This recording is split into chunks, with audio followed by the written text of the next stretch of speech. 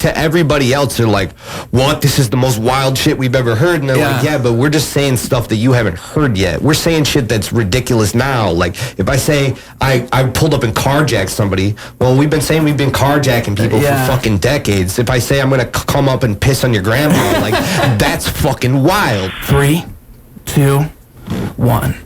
Hello and welcome to episode 38 of Ruse Radio. We're back at it again with you folks. We have a special guest. Oh my gosh, this is somebody we'll call this the how do I say it? This is us coming together after our rap beef. You know, this is the podcast where we still got beef, bro. You gotta send me tracks, man. Hey, man. You're the only one who gets it. Like, everybody else is like, I'm gonna shoot this kid. I'm like, no, send me a shot in the track. I feel like there was a couple people that got it. There was a couple. I know Elijah Wan dissed you back, and that was fun because I didn't even know about it till he showed me it. After he dissed me, I was like, I fuck with you. You're hard.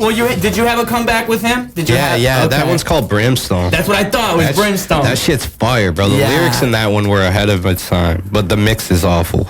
Oh, is it? You think so? Well, yeah, it's because I was like just starting to do my own shit. You know, the learning curve, like, you fix shit really quick once you start figuring it out.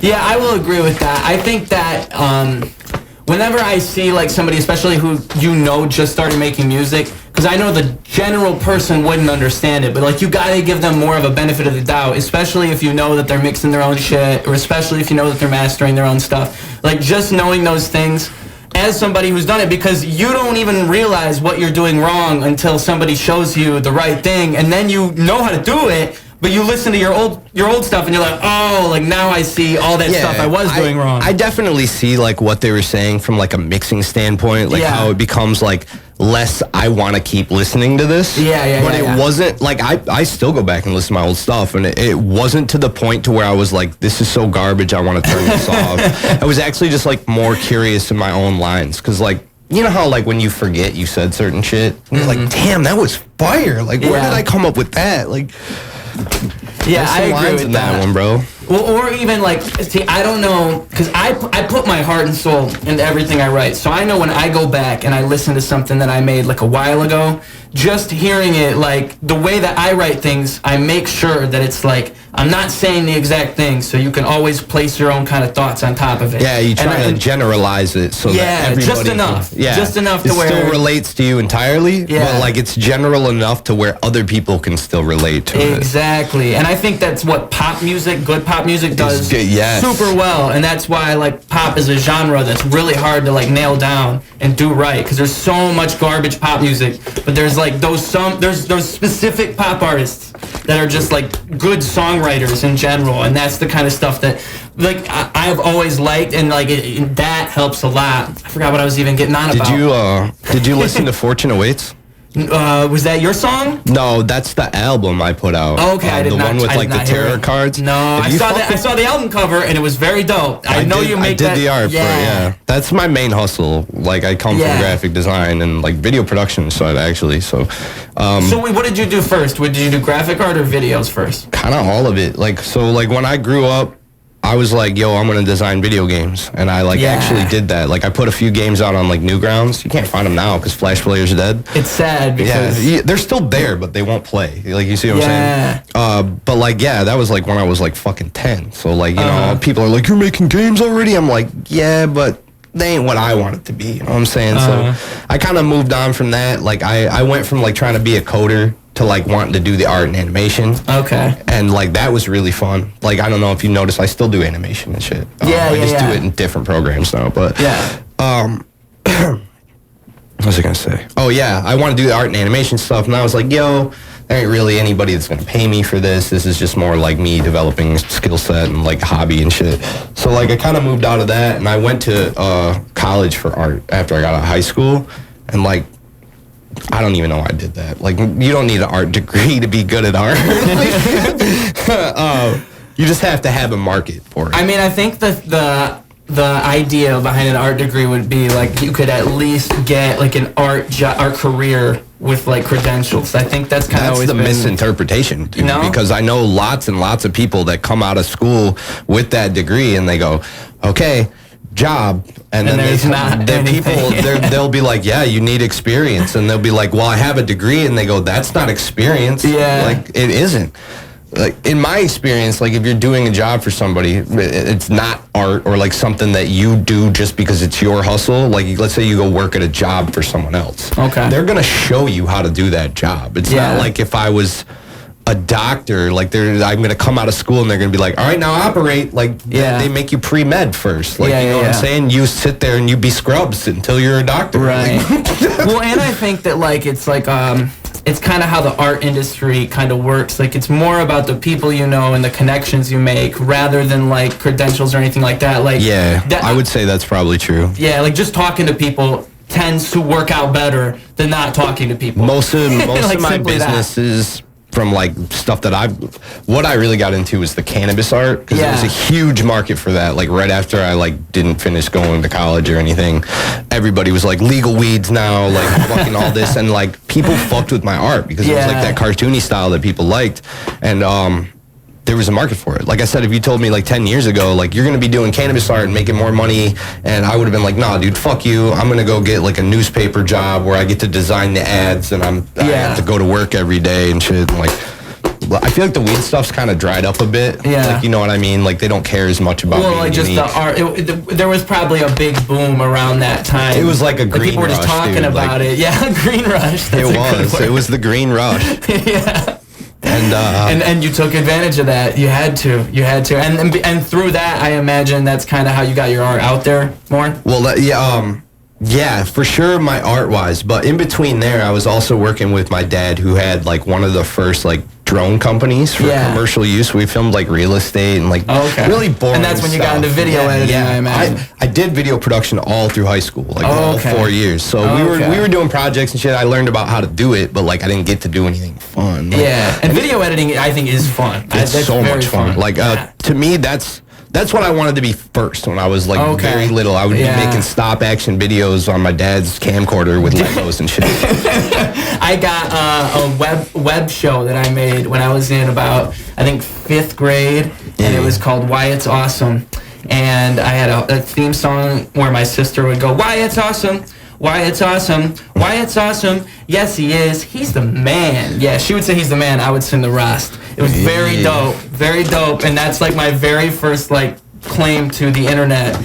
And so I have a similar like in the sense that I've always wanted to do something at least creative visually, or like I've always liked YouTube. And it shows you've always kind of been comfortable with like representing yourself in front of people. So. Well, you just kind of have to throw yourself into it. Is the real thing when it comes to performance or like even recording music. I've kind of like that has been a big lesson with that, because if you sit there and you aren't like just trying your hardest with each one. One thing I used to always do, and I still do it if I'm like recording a specific video, if I want to like do it legit, because I don't like when people push like they'll record a fake recording of them recording their song, like it's pre-recorded, but they're just pretending to record in front of the mic. To off-top it into the mic. Yeah, like I get it, and it looks better, but I'm just saying, like when you do it for real and you do it all one take, so you can tell the difference, and so that's one thing I always used to do, and that trains me too to like once you're in front of that camera and you're just doing something, like you just have to do it, and that's kind of how it always is. Are you like good at freestyling, or do you like? I didn't used to be, but now when it comes to songs, I like to write. There's like little times where I'll try to freestyle in a song, but like I do like to freestyle way more now than I used to. You mean you like freestyle the take, like the part that you're like. Let's say you wrote like half of it, and then you're like, fuck it, I don't have anything for this part, so you just like take No. I mean, like,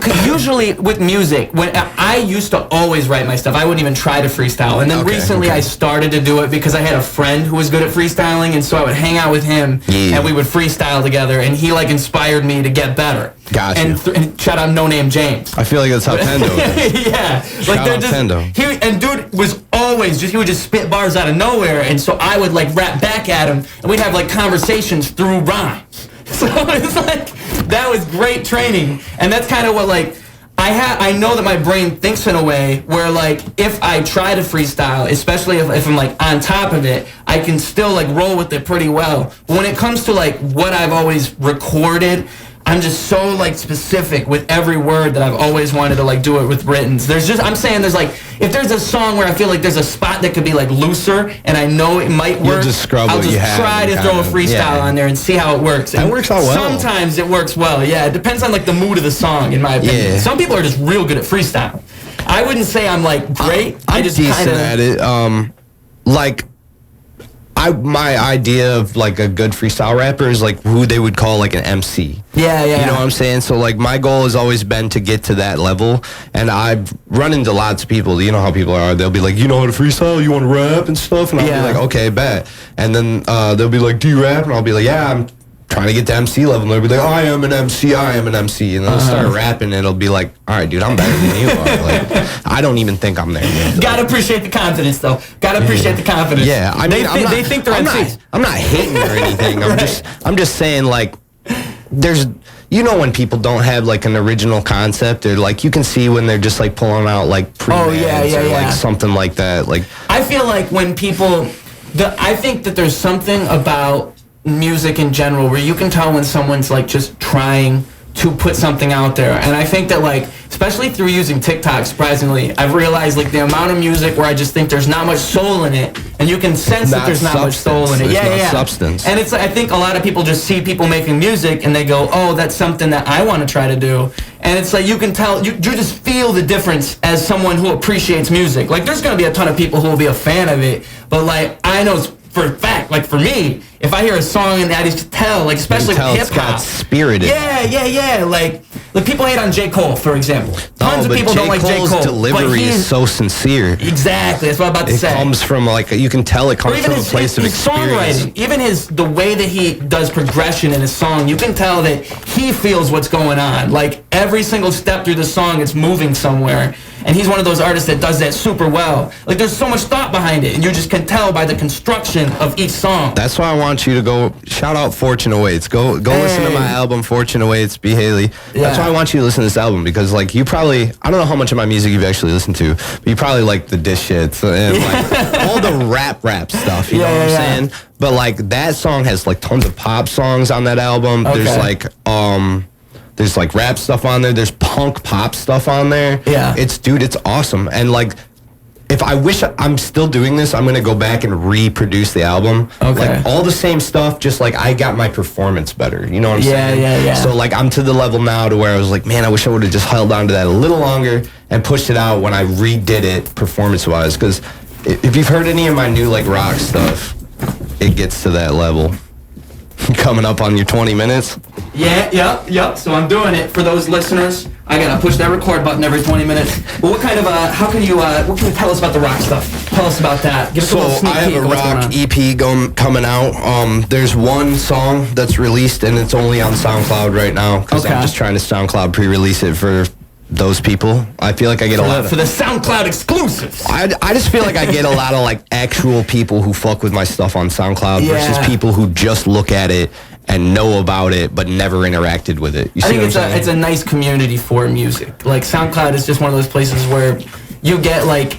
If people like your song, they like your song. Like, it's not like somewhere else where you have to advertise it. Well, it's music-based. You know, I do the live streams for, like, listening to other people's music and stuff, right? Yeah. I would say those are the people that I'm connected with on SoundCloud. It's not like just because I'm on SoundCloud, they fuck with me. Because like, there's stuff for SoundCloud, like Repost Exchange. I don't know if you know about that. I do know about that. Yeah, so you can get, like, views and likes and stuff, but that doesn't mean they're going to keep listening to your music. For sure. It just looks like you get a lot of play. Right. So, like, it's nice to have people that actually fuck with me, that come to my stuff, know I listen to theirs, and are down. They're excited to listen to mine back. And like, yo, I fuck with this guy. Like, he listens to my stuff. Come and listen. Have him listen to yours. Like, I love doing that stuff, bro. Like, I know you see me trying to do all these contests and stuff, and like, I would love to make it free, but the truth is that it costs me money to drive to you, to film, to time, and everything else. Sure. So like, really, I'm just trying to do it for bare bones. Like, what can I get away with just to cover my ass, and then everybody wins. Like, so like, I'm so surprised that more people don't want to jump on that stuff, but maybe they all think I'm a dick. I think a lot of it comes through what you're saying. Because I totally agree with what you're saying. It's like when I did, I started, boom, I'm wearing the t-shirt. When I started 60 Seconds when I started that, that interview series, which I need, there's going to be a 2022 revamp. You heard it here first, folks. But that series in particular, when I started that, is when I really started reaching out to people, and I would interview them, and just by... Because I did that for free, and so just by putting them on... I remember you hit me up with it, and I was like stoked on it. I didn't even... Oh, it's... There was nothing now that we're doing this right here, you are in the 2022 season. It's confirmed. They now know. It's going to happen. Gang, gang. But yeah, that show... through me, like, it made me realize, for one, there's not a big thing in Flint that does that, in my opinion, like, digitally, where you see a conglomerate of artists that are all in one space, and you can kind of, like, get a little touch on each one. There wasn't, or, like, there's people who say they're interviewers, but you don't really see, like, a bulk of content that you can go look at a lot of the time with their interviews. Yeah. And so stuff like that made me realize after, that's really cool, but... through that, I realized, like, oh, like, that and just the amount of people you talk to, and they would say, yo, I learned about this person from this episode, or they'd say, like, you know, just like I would meet them and I would know them through that, and then I could go back and talk to them for a different thing like 2 months later. Those random connections you make, and the connections that you make between other people by putting that stuff out there, like, those two things are so valuable, because people don't even think about you as, like, they're not thinking about me as Ruse, they're thinking about me as that 60 Seconds guy, and through that, they see my music and all that. Exactly. So I think that, like, a lot of it comes through just the way that you make people talk about what you're doing. Yeah, you have to interact with people. But that's a double-edged sword. And I think that a lot of people know who you are. Like, I do think you actually have a lot of... I've had a lot of people tell me that they know who I am and that they've heard my music and stuff. I'm like, all right, bet. I have to get on the topic of the Jeff Skigh diss. I have to know the mentality that was, like, what was going on in your brain when you wrote that diss. I have to... The people want to know. No, I know. I knew this question was coming. I have to get it out there. All right, so when I first started doing music, I was like, yo, I'm going to do this. Yeah. Like, you know what I'm saying? Like, I think when I came in, everybody thought I was trying to be, like, a hobby artist. Mm-hmm. And I had intentions to be a career artist. I just hadn't put anything out yet, okay? So at first, I was just trying to get affiliated, like, figure out the scene. Like, I went to... He invited me to a couple of his things, and, like, we smoked and shit. And, like, when I mean we smoked, I mean... When you say he, you mean Jeff Skigh? Yeah, Jeff Skigh invited me to his little parties and stuff for when they were doing their live shows and shit. And that's so sick. Like, I thought it was dope. Yeah. But, like, when I mean we hung out and smoked, I'm not talking about, like, me and him. I mean there's, like, 60 people there, and we're all smoking. And it's like... Yeah, you know, dude was cool, but it's like, I don't know who you are. I don't really care to talk to you, whatever. That's fine. I don't care about any of that. But, like, there's a couple other times, like, they had that video with Y&J where they had all the girls do it instead of the guys. Yeah, and, like, they're like, we need people for this. I'm like, yo, I'll bring my wife. Y'all put her in your video. I'll fucking bring my camera and film on the side, and if you can use any of it, here you go. No, I'm just trying to help out. Like, you see what I'm saying? And, so that went smooth, everything, like, you know, but, like, I always got this vibe, like, nobody really fucked with me. Like, they were like, why the fuck is this kid here? Like, you know what I'm saying? Yeah. So, like, I don't know. That's just me, but, like, nobody ever said anything to me or anything like that. So, like, and then after that, they had that one song with, I can't remember. It's like OK Hanaru or something, I think it is. Okay. It's the one that's got twice in it. Personally, I think dude carried that song. Yeah, they I know give him a lot. They didn't give him a whole lot of credit. That dope hook was twice. That was what it was. That's what I'm saying. Yeah, very nice. So, like, that, I don't think he got a lot of credit. It's the same guy that made those two videos, actually. Mm-hmm. Same guy. Yeah. So, but those videos look really nice. Yeah. Nothing against dude's music or anything like that. It's just, like, actually how you treat people. You know what I'm saying? So, like, after that, I was like, yo, if you guys get that song to 100,000 by this point, I will give you one of these paintings. And I did these super ill Goku paintings that were like black and white, or glow in the dark with a black light and like all this crazy shit. I was like, all right, bet. So it got there, and I gave dude the painting. He was like, oh yeah, you're a man of your word and shit. And I was like, damn right. Like, you know what I'm saying? Here you go. Like, I sold one of those paintings for $300. Okay. So just to give you a scope of like what I'm handing you, like maybe you don't value it that high, but like it took me time and shit. So like whatever. I think he appreciated that and everything. Can't really say. Yeah, because paintings you have to sell for quite maybe a bit, he just thought it was like, I'm so cloudy, like I deserve this or something. I can't say where his head was at. Yeah. After that, they came out with the trading card thing with themselves and the Flint trading card things, right? Right. I don't know what I did to piss dude off, but like I feel like I said on there like, yo, y'all underrated John Connor hard. And I felt that way because like John Connor was signed with Dre. John Connor was on the Compton album. Like he was out there like doing this shit really. So like fucking don't put John Connor in like the middle of the card. Like put him up near the top. Like I'm not saying he has to be the top spot, but you guys undersold that. You know what I'm saying? I'll say one thing too about their rating scale is y'all make everybody an 80 to a 100. Like there's barely anybody under 80. The values don't mean nothing unless you got some low values. Where's all the rappers you cloning on? There isn't. Where they at? There isn't value to it. So like I wish they did like call people out with those cards. Like just throw a 42 on there. Like for somebody. I feel like for some reason, like dude got pissed that I had said anything. I was like, yo, y'all underrated I've noticed John they Connor. take stuff. People, when I say they, like I mean just people on the internet. Like if you talk to anybody on Facebook, people are just gonna take something. Like it's the conversation we're having right now. If we had this conversation on Facebook, it'd just be less civil, just naturally. Oh man, people would be chiming in just to watch. But like exactly. That's but what like I'm saying. In person, things aren't the same as online. So dude said something like, I just got the idea, like, they were like, fuck you, you're nobody, you're just mad you don't have a card. And at this point, I hadn't released any music, so, like, I'm not surprised I don't have a card. I don't deserve one. Like, I haven't released anything. So, like, people were... Clearly you're upset because you don't have a card. Yeah, people were just trying to clown me. And, like, again, this is on Dude's page. Yeah. So, like, it's all his people. Like, it's a one-sided uphill battle. Like, I'm not winning any arguments here. You guys are just fucking trying to clown me at this point. And I didn't understand that because I've done nothing but try to help you. Yeah. And, like, here you are, like, blasting me along with everybody else and inviting other people to blast me. Yeah. And I was just like, all right, dude, I'm in your domain, so I'm going to take it to mine. Okay. And that's why I dropped the song. I didn't expect people... I thought... This is music. This is and rap. That's why you start with the wrong line about the cards and all that, because it was related to that. It was related to that. Oh, okay. And I told him, like, right off the bat, like, send me a track. Like, this is what this is. And, like, people took it the wrong way. They thought, like, I'm out here, like, for blood. I'm like, dude, I just thought this was rap. Like, that's the part I thought was weird. That was why I even, because, okay, when I saw that there was anything going on with this rap, I've held this stance ever since I was a kid. I was like, dude, like local diss rap would be so fun. Like if somebody dissed me, I've always thought. Like I was like, yo, I'm so ready for this. That's why when other people were like, I'll diss them, I don't even rap. I'm like, let's go. That's like, why I wanted to do it. I was like, finally it's happening. Like I can just diss. I can finally diss somebody with reason. Because I have a diss track. I was in a band and they kicked me out. And the first thing I did was make a diss track. They didn't. I'm pretty sure they did not take it the best way either. Yeah, like I don't think people fully understand. Like it's like almost a hip hop thing. Like as an artist, it feels like it's cathartic to make that kind of song. This is the battlefield that we have chosen to play on. Yeah. And I've taken the first stab. Yeah. Now it's your turn. And if you take it to anywhere else besides the track, you didn't get it.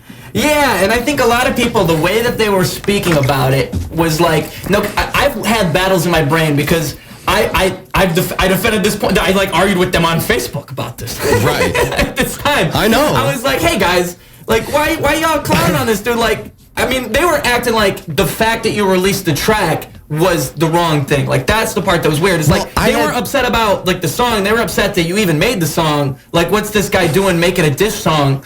But it's like, that's just, like, just have fun with it. Like, if a dude makes a diss song, everybody goes, whoa! And then now it's Jeff's turn to respond. And the way that through the whole thing, I kind of had the second thought process, where it's like, okay, I suppose you could say that Jeff Skigh posting on Facebook and just making those little clowning comments, those could be the response as an artist. Like, what if Eminem never responded to Yellow Wolf and that was the end of that beef? I took it. I kind of took it as dude left. That was his plane where he felt like he could win, so he kept it there. Exactly. That's what I'm saying. So in retrospect, I can see how in his mind, like, either way I can see it, but it makes sense, like, in, like, the hip-hop culture sense. I guess it works, because you could just be like, nah, I'm above this. I feel like but I just wish he would have done it because that would have been so funny. I feel like they think, like, I'm, like, level 1 Pokemon trainer, and they're the Elite Four, and I don't have all the badges enough to challenge them yet. Exactly. But what I feel like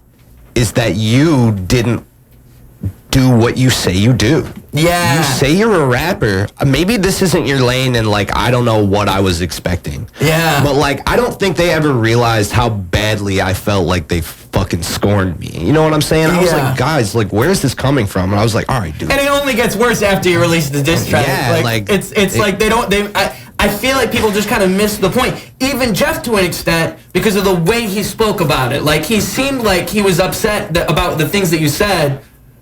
Like I said, I felt bad afterwards because I felt like dude really didn't feel that way. Yeah. But like, I'm sure it was like the whole thing was buzzing. Yeah. And they just like took advantage of me to get interaction for themselves. Yeah. I didn't appreciate it. And I was like, I'll show you some fucking interaction. I mean, and it is true in the sense that any clout is good clout. Like, it's true in the sense that by doing that... I had people tell me, this is the wrong move, this is the dumbest thing you could have done, you killed your career. No way. Come right back to me the next day and be like, bro, I was wrong. This is the fucking best thing you could have done. Exactly. Everybody knows who you are now. And I think it was genius. Everybody else is trying to drop this. And again, I didn't... Even the people talking shit on Facebook don't... Like, they're contributing to the talk about you. So even that is like, they're talking about what you did at the very least. Like, you know how hard it is just to get your name in front of people a lot of the time? So I felt like that was like a stroke of genius. And you know, I mean... The worst part is that it wasn't even intentional. Like I said, like, I came in, I'm like, yeah, rap, let's do a diss track. That's what people do in rap. Yeah. And then it was just like, no, we don't do that here. And I was like... that was the weird... Sure?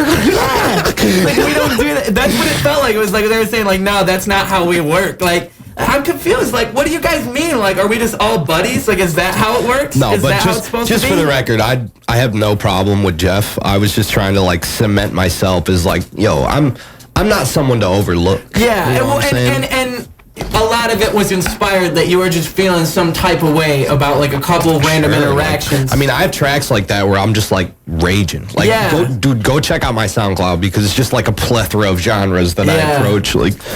I find that with music, it's often about like where your head's at. Where your head's at, and you'll hear a song or a beat, and like that's like one of those things I was talking about being authentic. Like, you can tell when somebody just heard something, and there was like a melody in their brain, or like they were just inspired by that, rather than forcing it. Like, it's like, so when. I mean, you can't blame a guy when he releases a diss track. That's kind of the stance I maintain. It's like, if you're gonna release a diss song, as if you just put, like, I thought with my diss rap. I said all the little things I had to say, and I was so proud of it. Can I be honest with you about the fucking diss track? Oh yeah. Yours was the best one. And out you know why? Of what? What caliber are we? Out of everybody that came back with a response. Oh, thank you. There was 3 people. There was Elijah, there was you, and then there was Activist. And Activist dropped 3 tracks. Did he? And yours was still the best out of all of them. Why do you say this? Okay, because you understood the most. Yeah. You did the same song I did. Yeah. You took my premise and turned it on myself. Yes, I did. And used the chorus in the most creative way. Now, see, people probably... Nobody said anything about that. People probably think that I'm sitting there watching your shit like, man, fuck this guy. I'm sitting there like, dude, this is so funny. You got me. Like, this is flames. Like, all right, my turn. Like, like, I genuinely think it's fun. Like, and it's not...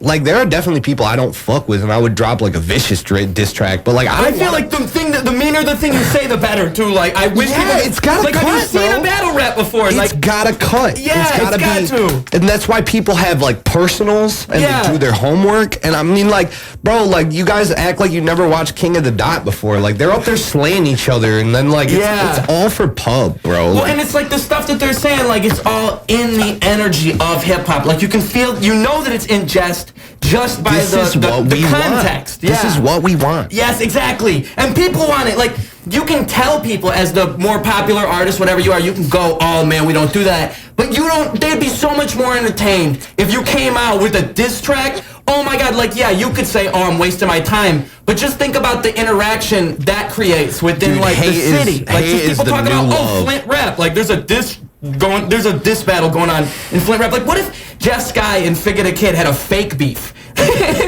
No, I had people tell me that our beef was fake and that we were actually in on it and this was our genius play. I was like, no, dude, this is all like legit. Like, we did this. But that's why I said it's a stroke of genius, because like, you were the first person to really come at somebody of note. In my opinion, the John Connor diss that one guy dropped? That was before you, wasn't it? No, it was just it was after. It was just like the other day. Now, I'm not talking about the 1,000 bars. I'm not talking about 1,000 bars. I can't remember dude's name right now, but I know Facebook was lit, like Flint Facebook, you know what I'm saying? Yeah. Was lit on like burning this guy down. Was he a Flint rapper? I think so, but like, dude, he like came at John Connor, on some stuff, and like, John Connor's one of my favorite rappers there is, because dude raps in a way that is admirable. Right. You know what I'm saying? Yes. Like, it's like, man, you're making the most like normal, like vanilla shit sound like it's the right thing to do, and like, it's cool. You know what I'm saying? It is fucking cool. I agree with that. Yeah. And I think there's too much of like just like people trying to pump things up so much, where like you just rap it like it is. Yeah, but know? like, dude, fucking dropped this, and everybody's in the comments like, oh yeah, it's fucking garbage, and he recorded it on a phone and all that, and I'm like, okay, so he recorded off a phone. Like, with that in mind, like, don't blast the context, like, just listen. Yeah. So I went and found it, finally. Nobody wanted to post the link, but everybody knew about it and had something to say about it. Probably nobody listened to it. You know what I'm saying? They watched for like 5 seconds. I thought dude didn't even really diss dude that hard. He approached some of the way that he's been moving lately and was like, man, I used to respect you, but I don't know what you're doing lately. That was kind of like a summary of dude's bars against Connor. And I thought it was like the cadence was creative. The delivery was there. It was just like he didn't have a good setup to mix and master it. Okay. So like, instead of listening at all, people just took to ripping him apart on that and that alone. Yeah. And didn't listen to the context. And I'm like, they're like, oh yeah, fuck anybody who disses John Connor, he's a Flint rapper. Okay, but I can like John Connor, me, and not like the way you're moving right now. Doesn't mean I don't fuck with your music. It's just like, I don't understand some of that shit either. Like I said, you used to be with Dre in California, and now you're fucking around with the Beecher Boys acting like they're gonna get you on. Like, I don't get it.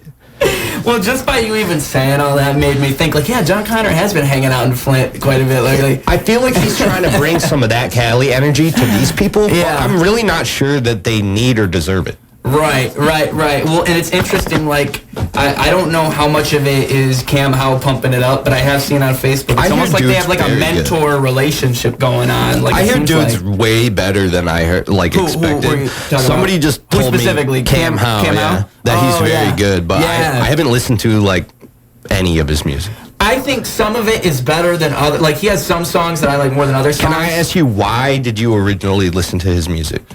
Well, because I interviewed him. And honestly, okay, that makes a lot of sense. Yeah, to be honest. Because, like, dude, like, keep it real. Like, I've tried interacting with dude. I've tried being, like, his friend on Facebook, commenting on his stuff and stuff. And it just doesn't seem like he's interested. So I'm not going to pay you time of day either. But, like, I may be doing myself a disservice if you're any good. Like, he's a good artist. I mean, I don't know him super well. And I think he's, like...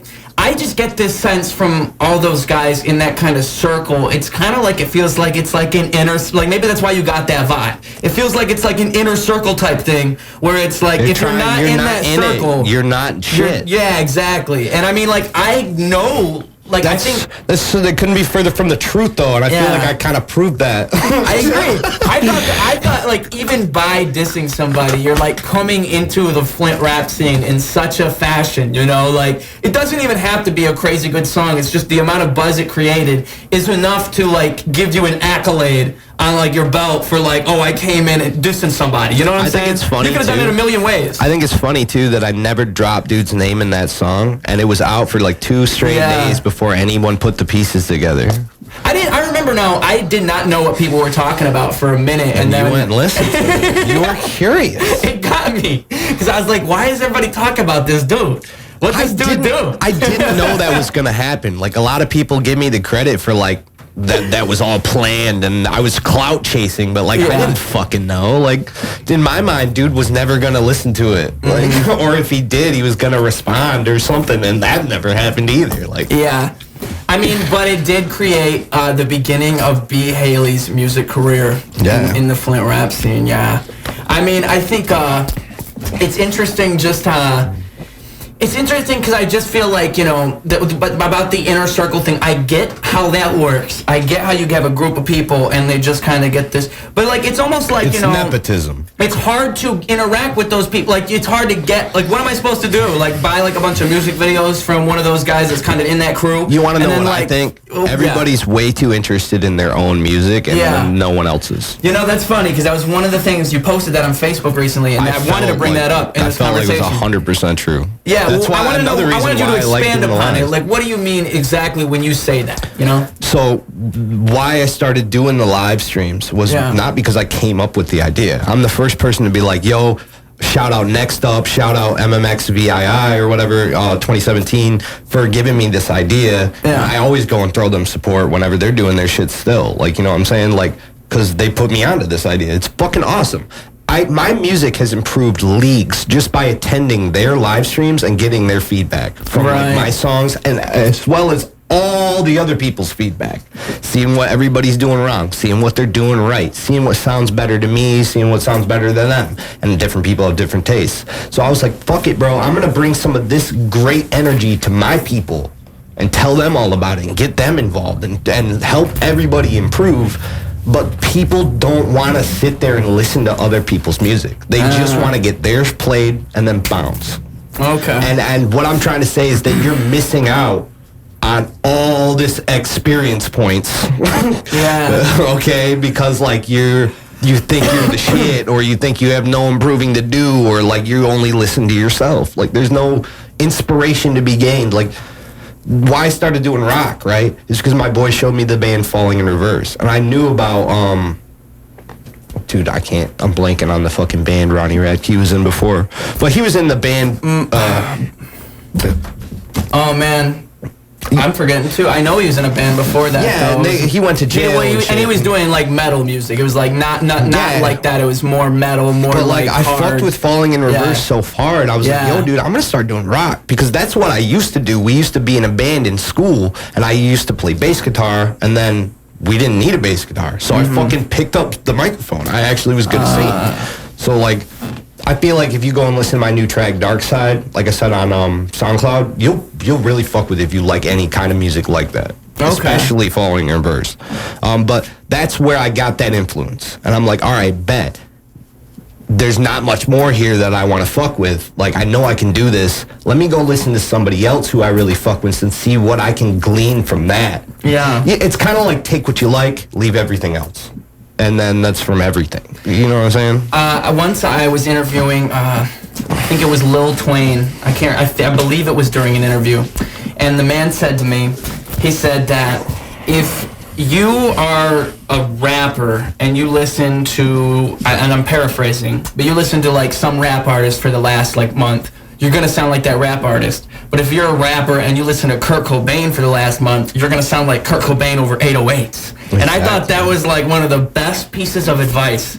Like, it was phrased so well. And it's really true. Like, if you're in that things that you listen to put you in this space, and they also just, I think you feed from like the things that you feed from your inspiration. Yeah, and people I think are far too like they're too negative about that. They think that's a bad thing. Like if you tell somebody, like I've noticed it's kind of it's an artist thing where they'll say, like, don't compare me to other artists. Don't say you sound like say you sound like Tyler the Creator. You sound like. You know why that's good though? People are like, don't compare me to another artist. Compare yourself to another artist. Yeah. Because you're gonna need their audience. Well, and I think that there's a reason people are comparing you, because it's like they're seeing what's in that person in you. Like, it's not a bad thing. It just means human nature to like, especially if you like that artist, because it means you're like picking up off of something like that. People used to always compare me to Mike Posner just because I had that kind of like same singing voice.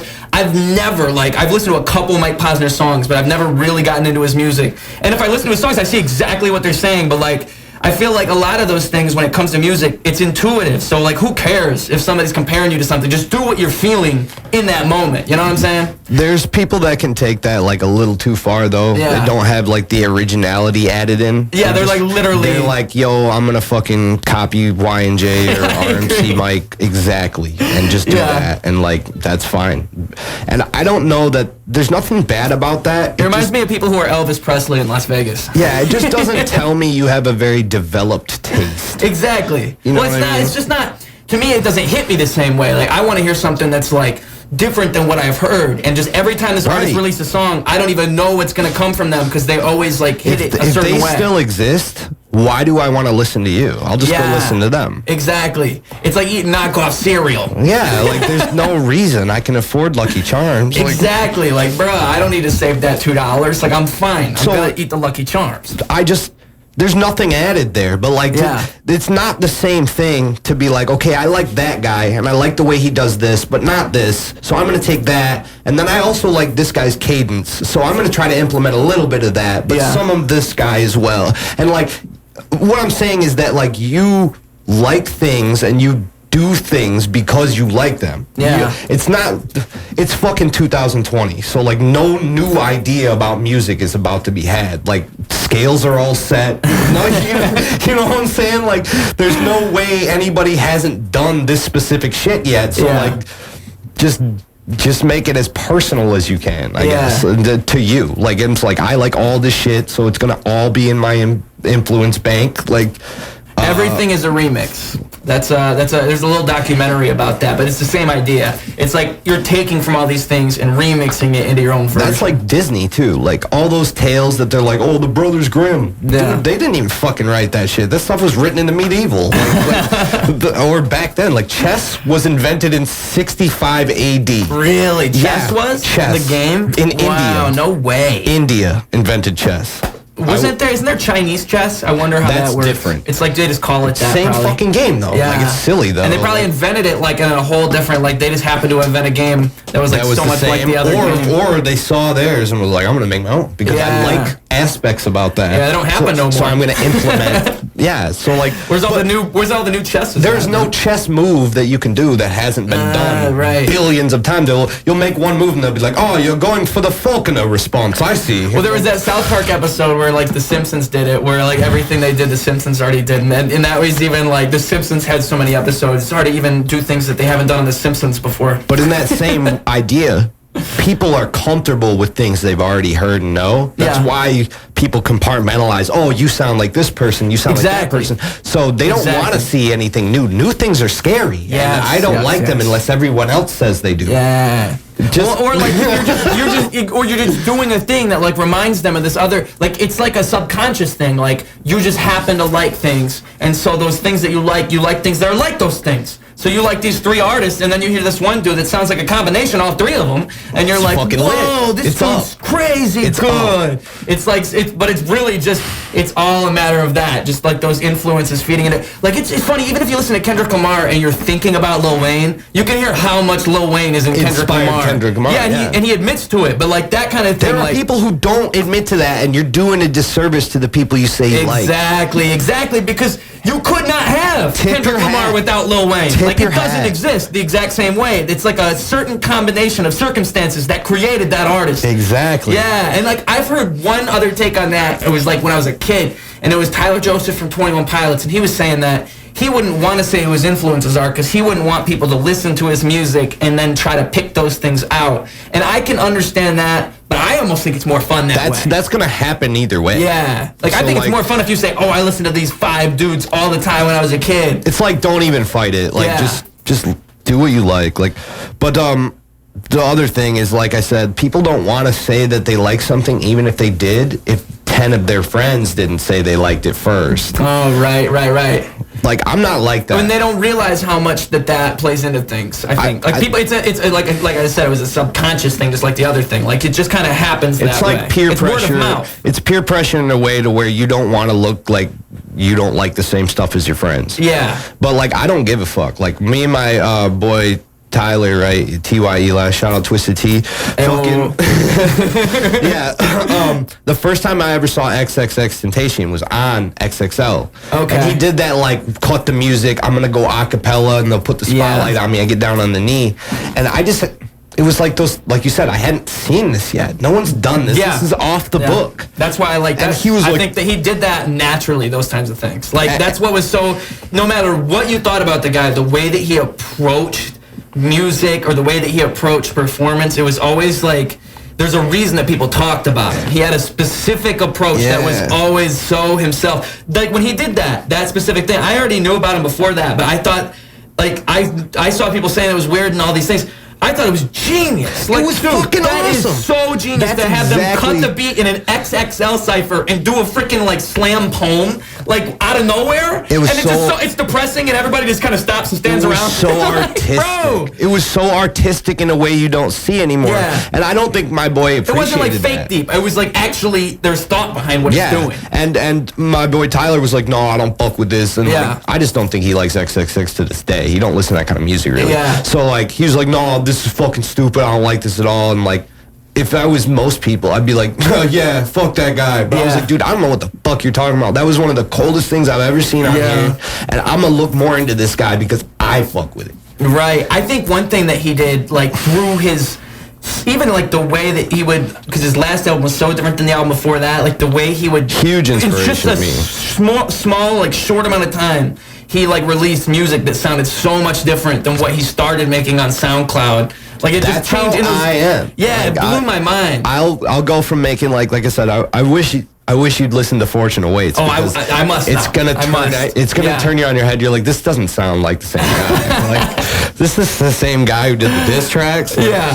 So, but yeah, like I mean, like you see, like his sad album versus like all the ragey shit dude does. I love that. Me too. That's like shows the duality of people's personalities and that they don't. The only other person that really comes to mind that way is Tyler the Creator, like where he's like went through the similar kind of like it started so much harsher and so much heavier, and then it just kind of like became more technical and more musical along the way. Except like, Tyler's had way more time. It was like he was always good at music, and like he got better, obviously. Yeah. But like. They just thought that shit was cool. Yeah. And to everybody else, they're like, what? This is the most wild shit we've ever heard. And they're like, yeah, but we're just saying stuff that you haven't heard yet. We're saying shit that's ridiculous now. Like, if I say I pulled up and carjacked somebody, well, we've been saying we've been carjacking people for fucking decades. If I say I'm going to come up and piss on your grandma, like, that's fucking wild. You see what I'm saying? That's going to get my attention. Versus that's why classic Slim Shady, nothing compares. Like, new Eminem will never compare because he would say those things. Now he just doesn't say it no more. But I think that like it's like it's the duality. It's also the ingenuity. Why does Eminem do that? Like we already know, dude is technically proficient. Stop trying to show us how technical you can get and just rap good. I think like it's almost like. I don't know. He's so dated. I don't want to say it because like I don't want to like imply. I love that Eminem, like drug use is something I would say someone should do. But I think that it could be the case that when Eminem got sober, just throughout that transition, his style has just became more of like a sober dude. Like that's kind of where you can kind of pinpoint like the difference in Eminem. But it's like I don't know if that's it. That's like my fan theory. Yeah, like what I think. I actually feel that, but it's like he like still tries to like dip into that cookie jar, and you're just not the same guy anymore. Exactly. It's like we all know you're like a 45-year-old dad now, bro. Yeah, like, just do that. Be that. That's cool. Exactly. That's fucking cool. Like, start rapping about how fucking crazy the music industry is because you have a different perspective about everybody else, and stop trying to convince me that you and Jack Harlow are buddies. Like, exactly. And also, do the thing that old Eminem would do, and just straight up talk shit about people you want to talk shit about. Like, don't hold back. Because this is rap. I think the point at which it hurt me, like Eminem's transition really just hurt me, is when he apologized to Tyler the Creator. Because he called him, I don't want to say the word for sake of saying the word on record, but the F-A-G-G-O-T word. He called him that. So, and then Eminem had to go back and talk that back because he can't say that about Tyler the Creator on record. Even though when he said it, the implied meaning is that Tyler the Creator called himself that, and because he did in his earlier tapes, he called himself. Like Tyler the Creator said that he's a faggot in those songs. He said something about it, and he's gay. But like, so alright, I mean, but like, he wasn't talking. When's the last time you said that to somebody? Like, I'm talking like Xbox, Call of Duty lobbies or whatever. You still hear every when's the last time you said it and you actually mean that they're in love with men and like all this stuff? Like, if I called you homosexual, that's an attack. Yeah, like, you know exactly what I'm talking about. Yeah, it's like a casual word people just throw out to talk about you're stupid or you're dumb or I don't like you. Like, I think that I agree with what you're saying. I think the intent is the most important part whenever anybody is speaking about anything, and you can't imply the intent for the person. Like, you can't assume that's what they meant. You can only know what they meant by what them telling you what they meant. You know what I'm saying? Like, and I think that it's obvious when someone says that word. Generally speaking, most of the time, they're usually speaking in jest to a friend. And it's like, you know, we're at such a point in time now where there's plenty of words like that where you just start throwing words around and now all of a sudden you're a hateful guy. I feel like I would be, like, even if I was gay, I'm not. I am a lady. But even if I was, I feel like I'd be more upset if someone called me, like, an egregious terrorist than, like, a gay person. Isn't that what you are? Like, I understand you're trying to slander someone, but, like, it just doesn't feel like the energy's there, like you're saying. I agree. And I think also it's like, you know, if we're gonna walk around and like worry about who's saying things the wrong way, gets very politically correct every 4 years. I just find that right. There's no way you can pinpoint it. But I really do think that it's like if we're gonna stop and we're gonna like always like micromanage like the way that you phrase things, I think that just makes conversations, like it stalls conversations is all it really does. It makes us stop and talk about, oh, you shouldn't have said that. When it's like we're not even talking about what they meant by what they said or what they were trying to get across. We're just worried about the word that they used to get it across. I can understand the argument against it because you could say, oh, well, why are you assuming that why would you call someone stupid a retard? Are you saying that like there's something wrong with those people if they do have mental conditions? It's like, no, generally someone's just throwing a word out there that's not politically correct, and that's usually you're just pinpointing it to like they're not actually they would be totally nice to anybody who has a mental condition, any gay guy. All they're trying to say is gotcha. Yeah, exactly. And change like the subject. I said, it's more of a waste of time than anything because it's like unless they were specifically saying it in a way that's like meant to hurt the other person. All right, so like I'll be honest, like I'm mixed. My dad is black. Yeah. Not everybody is. I look white, so like I might as well act fucking white because everybody's gonna assume that anyway. But like I don't say the N-word. Like, I don't feel it necessary. Why would you want to?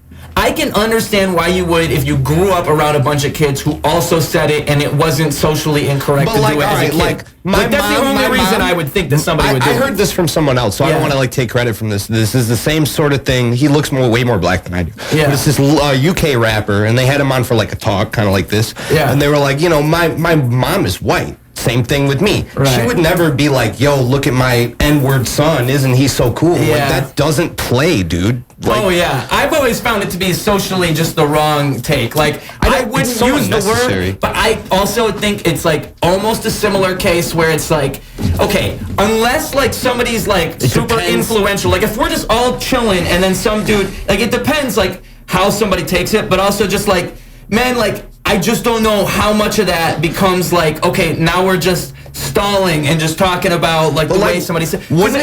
That's probably like one of those few words where it's like, yeah, that's a tough, that one's hard to, I think like calling somebody a faggot, calling somebody a retard, they're not good things to do. It's not, usually still not what you should say. If we're in 2020, if you've never been in a Call of Duty lobby, just say so. Like, exactly, because I grew up hearing those kinds of things. And it's just like, that's just how some people talk to each other. They just use words. Just because they know it's offensive, they just like to use the offensive words. Some people are just that way. And you just have to, like...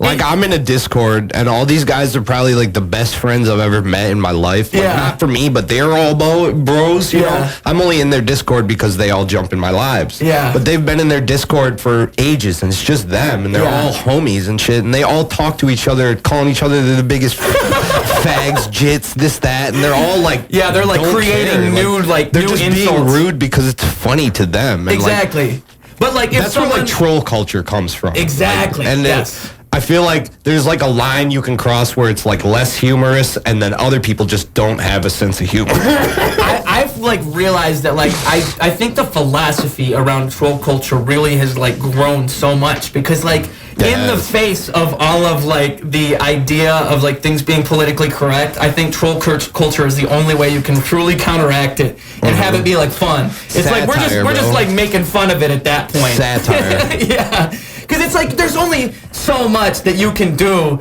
before you just gotta like. I think humor is the only way you can like. For one, you can get truth across in a way that's like it'll hit somebody in a way that they understand. Like you might not be able to talk everybody into things, but if you just make them laugh at how stupid something is, then they can kind of see the irony and the humor in just the way people think. I think like comedians, that is what they're so good at, is just looking at the world in such a way. Objectifying it in the lens that makes it humorous. Like, dude, it is funny. Like, if you don't laugh at it, you're gonna go crazy if you're that type of person that looks at all that. That's what I'm saying, bro. Like, that's why I'm fucking, like, that's why I loved your diss track, because I can laugh at myself. Yeah. I can be like, you're so funny. Like, yeah.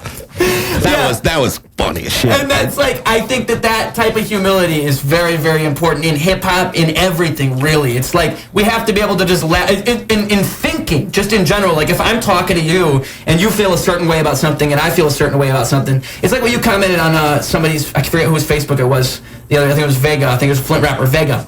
But there was that little conversation you guys had, where you're, like, I basically agree with you saying, like, because I think people get that I think there's, like, flat earth is a great, like, litmus test for this, where if you talk to somebody and you bring up flat earth, and then they say about flat earth, like, oh, no, man, that's crazy, I would never even... It shows how open-minded they are. Exactly, that's what I was about to say, like, because if you're able to even just entertain the possibility of something, like, of that stature, then it's, like, a good litmus test of how open-minded you are. You know what I'm saying? Because some people just don't even want to talk about it. Other people are like, okay, that's funny. I guess we could talk about it. He said, how do you think in actuality, but speak in, like, you speak speaking hypothetically. Yeah. Speaking theories is what he said. And I go, it's called being open-minded. I think about what I actually know, and we speak about what we don't. Yeah. That's easy to do. Like I said, I'm a very self-conscious person. If somebody's like, haha, you look stupid, I'm like, yo, what? Do I look dumb to you? Like, I'm not like,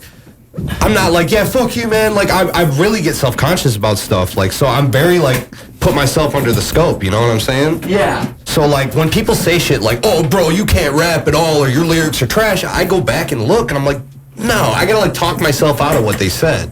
I'm the same way. I, like, overthink what... I'll say I'm not, but I am. Like, I am worried about what they said. And I'm like, oh, damn, are they right? For all the wrong reasons. Yeah, that's all that matters, if they're right. Yeah, are they right? Because then I have to, like, go and I'll tell myself, even, I'll lie to myself and be like, I don't care about what they said. But, like, deep down in my brain, I'm like, every time I hear the song again, I'm like, oh, but wait, like... You do care about what they said, because you wonder, it's not that you care about what they said, you wonder if there's any truth to what they said, and other people think that without saying it. Exactly. Yes, well, and I was going to say, the reason I even ever learned that about myself, because I think it's in everybody, but it's why I can't watch movie reviews, because I found that every time I'd go and watch a movie review... You disagree with them, probably? Well, no. I would just, like, say somebody didn't like the movie. Well, now that I heard them say they didn't like the movie, I'm going to be thinking the whole time, why did they not like this movie? Is it not good? Like, I'm going to be judging it in a way that even, like, you wouldn't have done that if you had just watched it first. Same thing with trailers, but especially movie reviews. Like, I just try to avoid everything I can.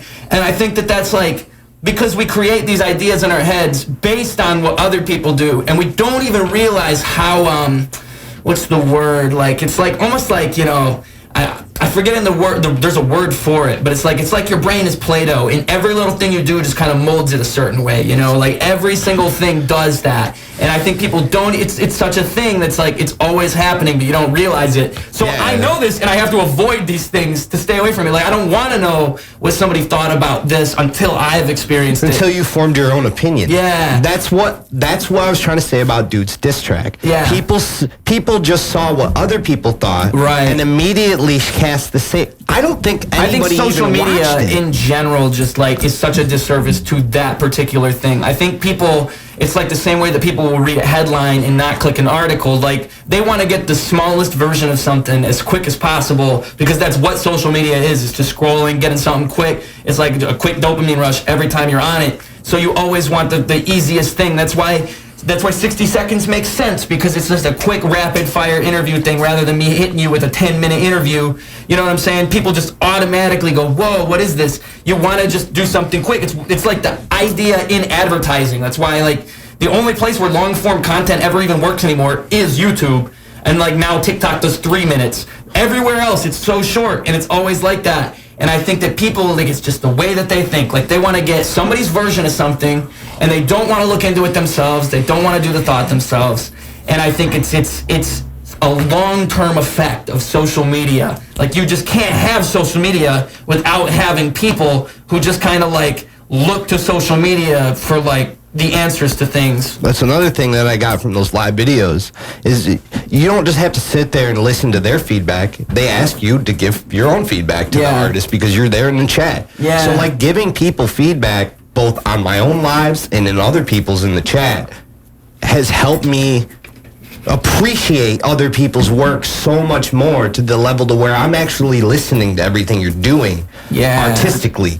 I'm listening for how you're using your voice. I'm listening for the words you said, the way you said the words. Like, you know what I'm saying? Like, when I find that, like, by doing things like, because you're kind of similar to me in the sense, too, that my appreciation. Well, yeah, and you started with art, and then you moved to video, and then you started music. Like, that was kind of like the last thing you actually dove into. Yeah. For me, it's like, I've learned that every single different thing, because I like to do my own videos. I like got a camera originally for photography. They all help each other. They all help each other, exactly. Like, you learn from even making like a video, you learn like, okay, so now I know all these things. So if I ever had someone film a video for me, I know what to tell them to do. Yeah, you know where that stands out the most? Yeah. People that don't record for themselves. Exactly. They show up getting ready to use the mic. Yeah. But if you have the experience of recording yourself and going through all that stuff, you're like, okay, I know from experience what I'm about to try to do and how to put it together so that it sounds like I want. Right.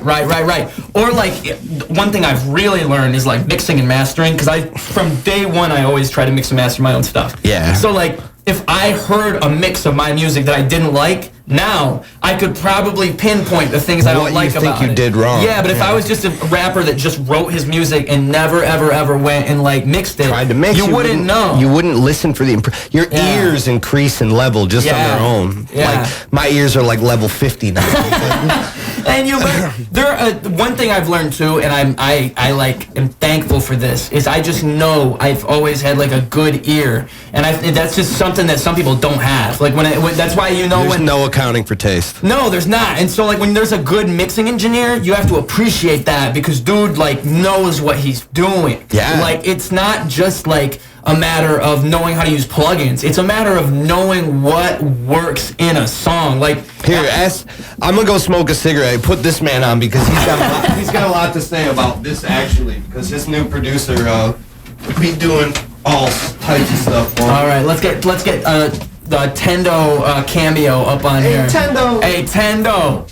Tendo, you tell me a little bit about music production. What you know about music production? Currently, I'm still learning quite a bit about it. I just got into like a studio recording and everything. It's in downtown Flint. Really, I just know like about different ways how to use auto-tune and everything. Because when I first started making music, that's really what I was into. I make more like melodic rap. And you mean like kind of like not like R&B, but you're talking like just like a bunch of auto-tune on an 808 type beat type thing. Yeah. Now I've gotten like to the point where I could say it's safe to say that I have my own sound now. As of before, it would just be like 100% auto-tune. Yeah. Now I'd say it's probably like 20 or 30.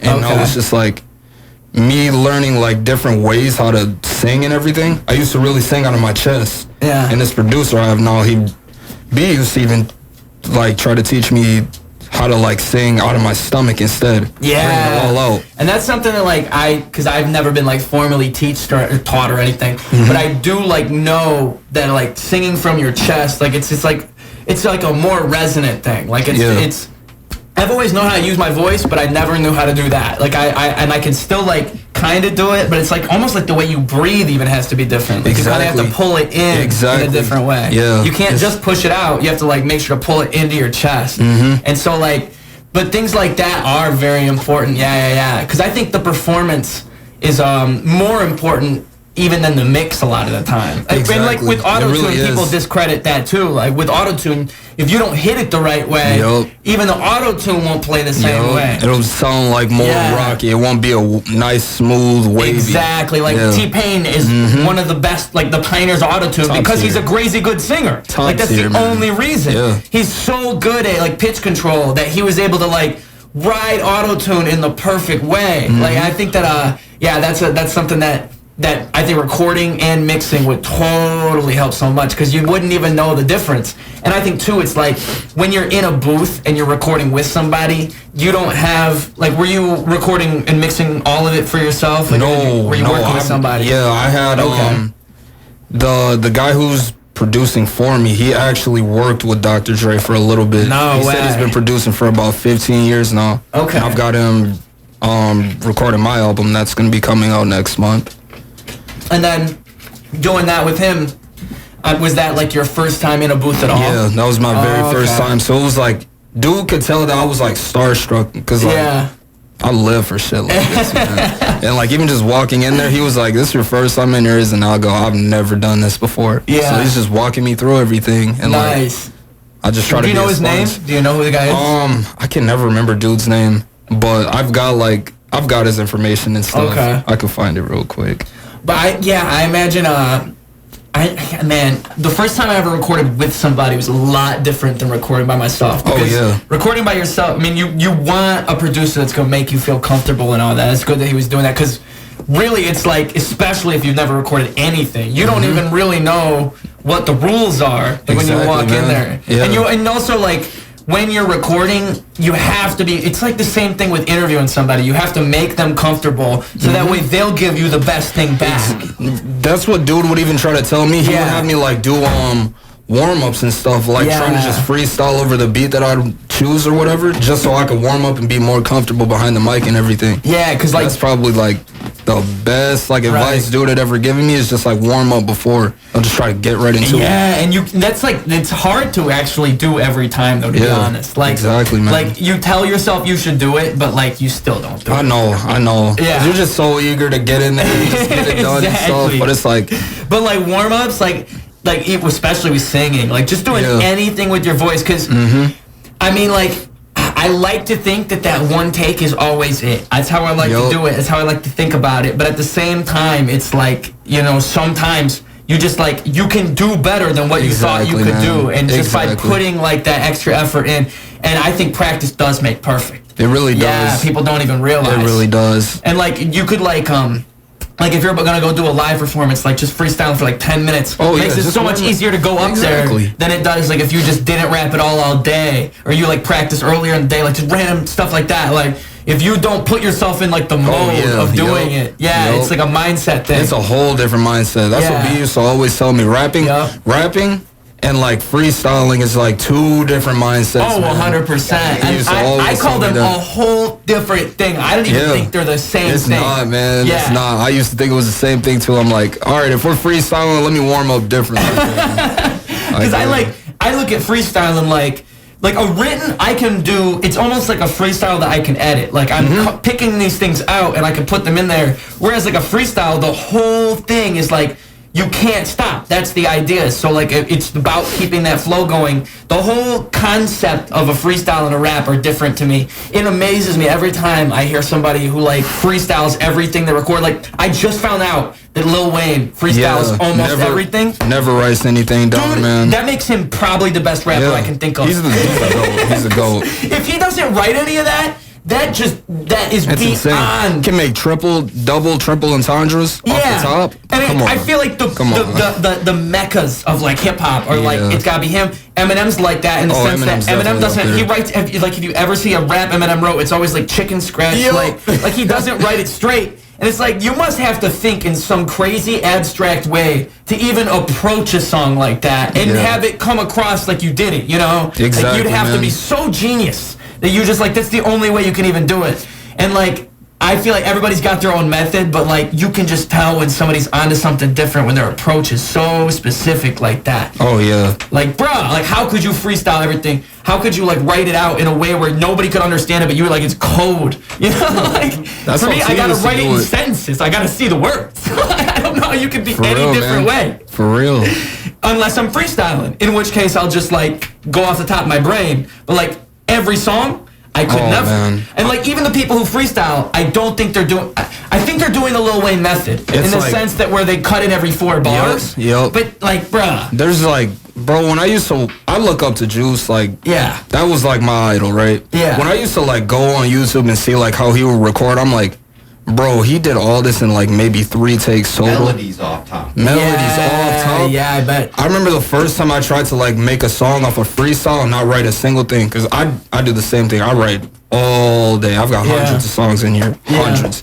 And like trying to freestyle and comparing it to like having like all the stuff already there right in front of you and everything, I'm just like, yeah, that ain't for me, bro. Like, they're just some different breeds from doing all that. That's crazy. Even when I'd see B recording his album Fortunate Ways. Yeah. I'd be up like listening to do this, and I'm like, he doesn't even have a single thing written down. This man just going take by take off the top. I'm just like, bro, really? how? I'm just like, how, bro? Yeah. I gotta like have word for word down. I'm like, bro, what? Yeah, I can't not do it, like, unless I'm trying to freestyle. That's crazy, exactly. Yeah, and if you do it well, that's a whole other thing than rapping, in my opinion. Because that's a talent. Yeah, it's that's definitely a talent of its own. Like, it's not even like writing raps. It's like your brain has to.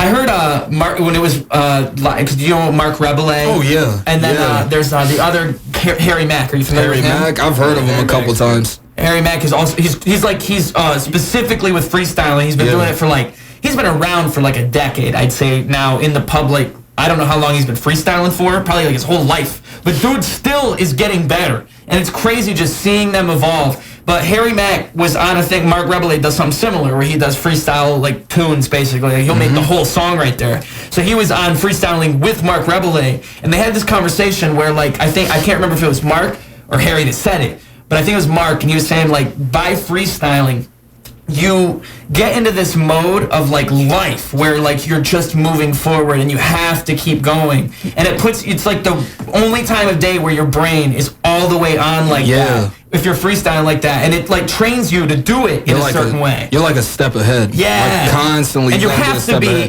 specifically when you're doing it. So like it teaches your brain how to stay a step ahead. Yeah, for real. You have to do it, or else you'll the fuck up, and you'll just say you'll start fumbling on your words. Like dude, like CB when we'll be like freestyling together, I'll get like a good roll going, and the second I realize I'm doing good, every time I fuck up. You like I'm think just like, about what you're doing. Why do I gotta be overthinking? The moment you think about it. Yeah, I swear, that's how it is. Any lines? Yeah. You're thinking too much. It's over. Yeah. It's like a flow state thing. Like I'm trying to learn from the great Harry Mack, because dude is so good at freestyling. He posted a video where he like was doing, it was like a training video, and the way he described it is like the way that he approaches a freestyle is if someone gives him 3 words, what he's doing is he's thinking of all the words that are related to those words, and while he's doing that, he's also coming up with like lines.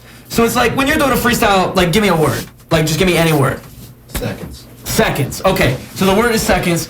So you could, like, say seconds, food, twice, time, minutes. Like, you can use all these words that are related to it. But as you're coming up with those words, you're also freestyling. So and you're trying to throw those in there. Every time I spit, you know I do perfection. Everybody gonna see it. You ain't getting seconds. Check it out. Every time I spit, you know I'm in it. Never ever quitting. Yo, see the flow for a minute. Like, you're just... But you have to do that while you're coming up with melodies. Yeah, bro. While you're... that method perplexes me because it's genius, but also the amount of stuff that you're doing in your brain as you're doing it is just so much. Whereas, like, a lot of time I'm freestyling, I'm literally just, I don't know what the next word's gonna be. Oh, yeah.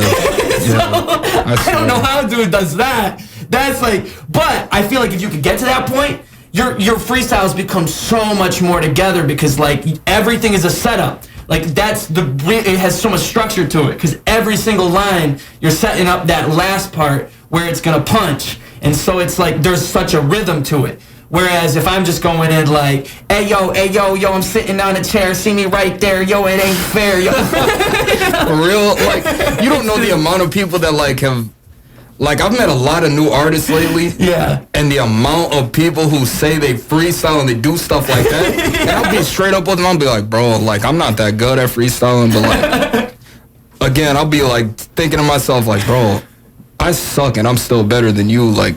Well, it's hard. It is, like, difficult, so I can see why people wouldn't be good at it. Yeah, no, but, I completely get it. Yeah, there's an art to it, and some people don't even, like, I'll fall into it as I'm freestyling, but I always try to, like, catch back up to, like, at least something. Like, there's got to be, like, what's the word? substance within what I'm saying. Like if I'm just saying the same exact thing that anybody else could say. Exactly. There's got to be meaning behind it. Yeah, or even like the rhythm. If I'm just having interesting like flow when I'm doing it and a different cadence, that can make up for everything I'm saying. Like as long as it has a sound to it. For real. And like doing both those things at once, you're like I know some people who can just freestyle like nothing, and it's like, dude, if you didn't tell me you were freestyling, I would have never even known. Yeah, like, you would have thought they were rapping like a whole song. Yeah. And they just have that. Like that's just something they can do. Like I think I'm not a good freestyler, but I know that I'm at least like steps above some people. Exactly, man. Yeah. I remember like... And my brain works a certain way. Like I can take advantage of that. That's something that I think freestyling's like snowflakes, dude. Like nobody freestyles the exact same way as somebody else. I swear. Yeah. Like it's just everything you say is like a choice, and it's all coming from that moment. So you can't do it the same anytime. Like it's such a specific thing. That's what I was saying about like when you said Harry Mack, like even the way that you were kind of giving an example with how you freestyled. Yeah. That's such a Harry Mack thing. Yeah. You know yeah. If I were to freestyle, it'd be more like the second way you did it, but there'd be substance to it. Exactly. I'm the same way. I'm the same way. I would do it the second way where I'm just going, I don't know the next word I'm going to say. I'm just going off the flow, and then I like feel some type of way and I move that direction. Whereas like somebody like him is so you're right. It's like his own method. Like nobody else even did it like that before dudes started doing it that way. Because it's so impressive how he'll like he's observant at the same time that he's rapping. He'll like pick out people in the crowd and be like, and the girl in the blue shirt with the hula hoop skirt, like and it's all real shit that they're actually wearing or doing or looking like. And he'll put it in the middle of the line. I think to some extent, to me, that's sort of corny, but like in a weird way. Like, you know what I'm saying? It's still very impressive, but like it doesn't have as much edge. It's kind of blunt in terms of like hip hop. Yeah. I feel that. I think though at the same time it's like you can't. It's very unique. Yeah, it's unique, and it's like the level of talent that he displays while he's doing it makes up for the corniness almost, because like it is a corny thing. If I walk up to you and I say the premise is, hey, can I freestyle to you for a couple minutes? Yeah, it's corny already. Like, you can't not be corny while you're doing that. Oh man. But like I feel like, you know, like my rap name is Ruse, and I think that one of the inspirations with that was like I always thought you wouldn't if you talked to me before you knew I was a rapper, you probably wouldn't guess the type of music I would make or what my music would sound like. Like all that stuff comes from like I feel like a place where you wouldn't even expect it, and like people always would like I'd show them songs as growing up, and they'd always be like, "Whoa, that's you! I don't even believe that's you." And it's like you don't have. It's like everything is kind of like a matter of image, and like nobody knows what to expect when you come up to them, and it's like that's the ruse is that you don't like you're playing on that, you're playing on people's expectations, and so somebody like Harry Mack is playing on the expectations of he goes up to you and you're expecting this guy's just gonna be a trash freestyle rapper, this is gonna be the funniest thing, and then he spits the dopest bars you've ever heard, and you're like, you know he made that up because you gave him the words. So it's like, nothing's written down. Exactly, and somebody like that, you can't take that away from them. Like it's such a specific thing. Man. Yeah. I'll challenge your thinking here for Harry Mack though. You're impressed with his freestyling. Yeah. Have you ever heard him write a song? I've heard a couple of his writtens, and they didn't like super stick out to me, but I also didn't check out a bunch of them.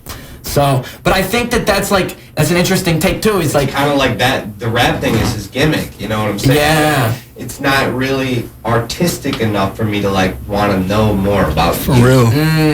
I feel like the thing with him that I feel like he's almost so good at freestyling that even if he did writtens, it wouldn't hit the same. It wouldn't hit the same way. And it's like there was a Flint rapper who popped off from doing those bench remixes. He would do them on his porch, and he would do those remixes. I'm forgetting his name, Josh McKay. And he released a tape, and like you'd get millions of views on those videos, but then on his tape, you'd get like his music videos that aren't those.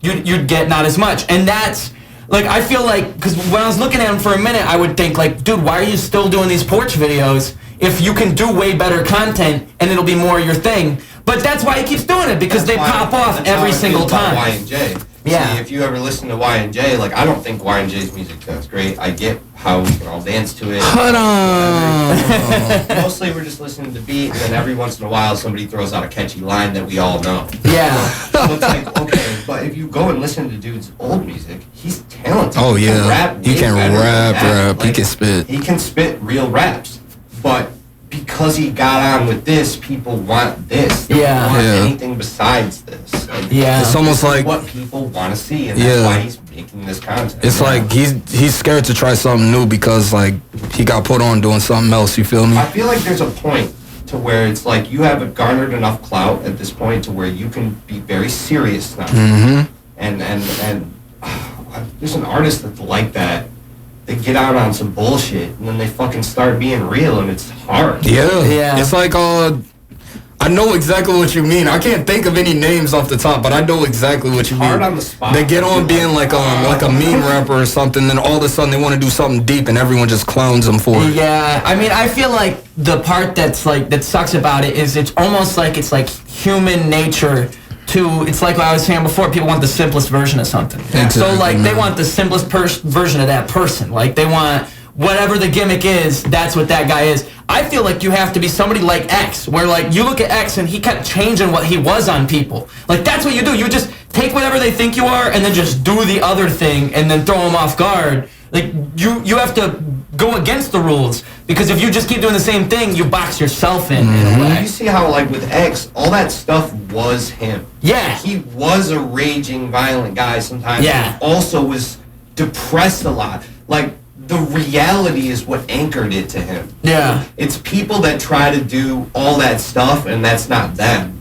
I agree. For real, You know what man. I'm saying?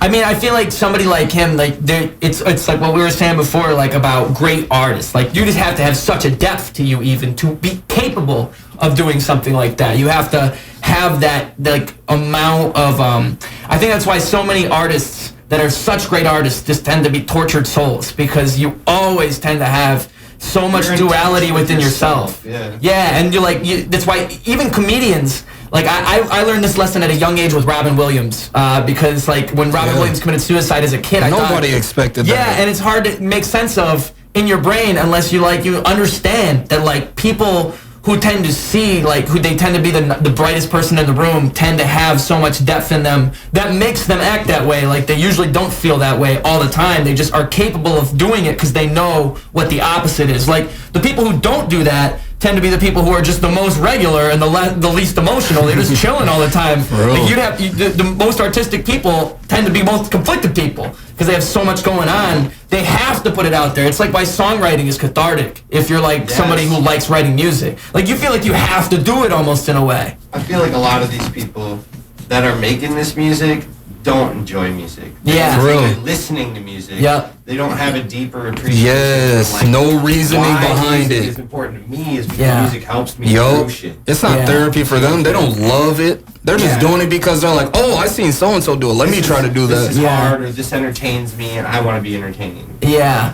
For me, like, I feel like every song I make contains a piece of my soul. Yeah. Because I'm trying to show you what this song meant to me when I made it.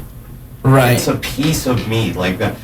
You just gotta listen to my stuff. I mean, I think it was kind of similar to what we even started the conversation kind of saying, where it's like, you look at somebody and the music that they make, and I think like I said, TikTok has shown me a lot of this, where it's like people who are making music to make music rather than people who are making music for like some authentic reason within themselves. Like if I feel some type of way and I make a song, that song's gonna come off different than the guy who really wanted to write a song because he just wanted to write something because he knows music's a cool thing and he likes music. Yeah. Like if I'm making it because I'm smoking weed music. Yeah, exactly. Like, it's just regular shit. I think that's kind of why like gimmicks don't tend to work even. Like if you're not writing it for the purpose of doing something organic, you're writing it to do the thing that you did. Exactly, where you should just be thinking creatively and trying to do the next thing. Like you want to be the guy who moves a different way than everybody else. You want to start the wave, not hop on it. Yeah, like I think that's just the secret to success. Like it's the one person that like was one of my biggest inspirations.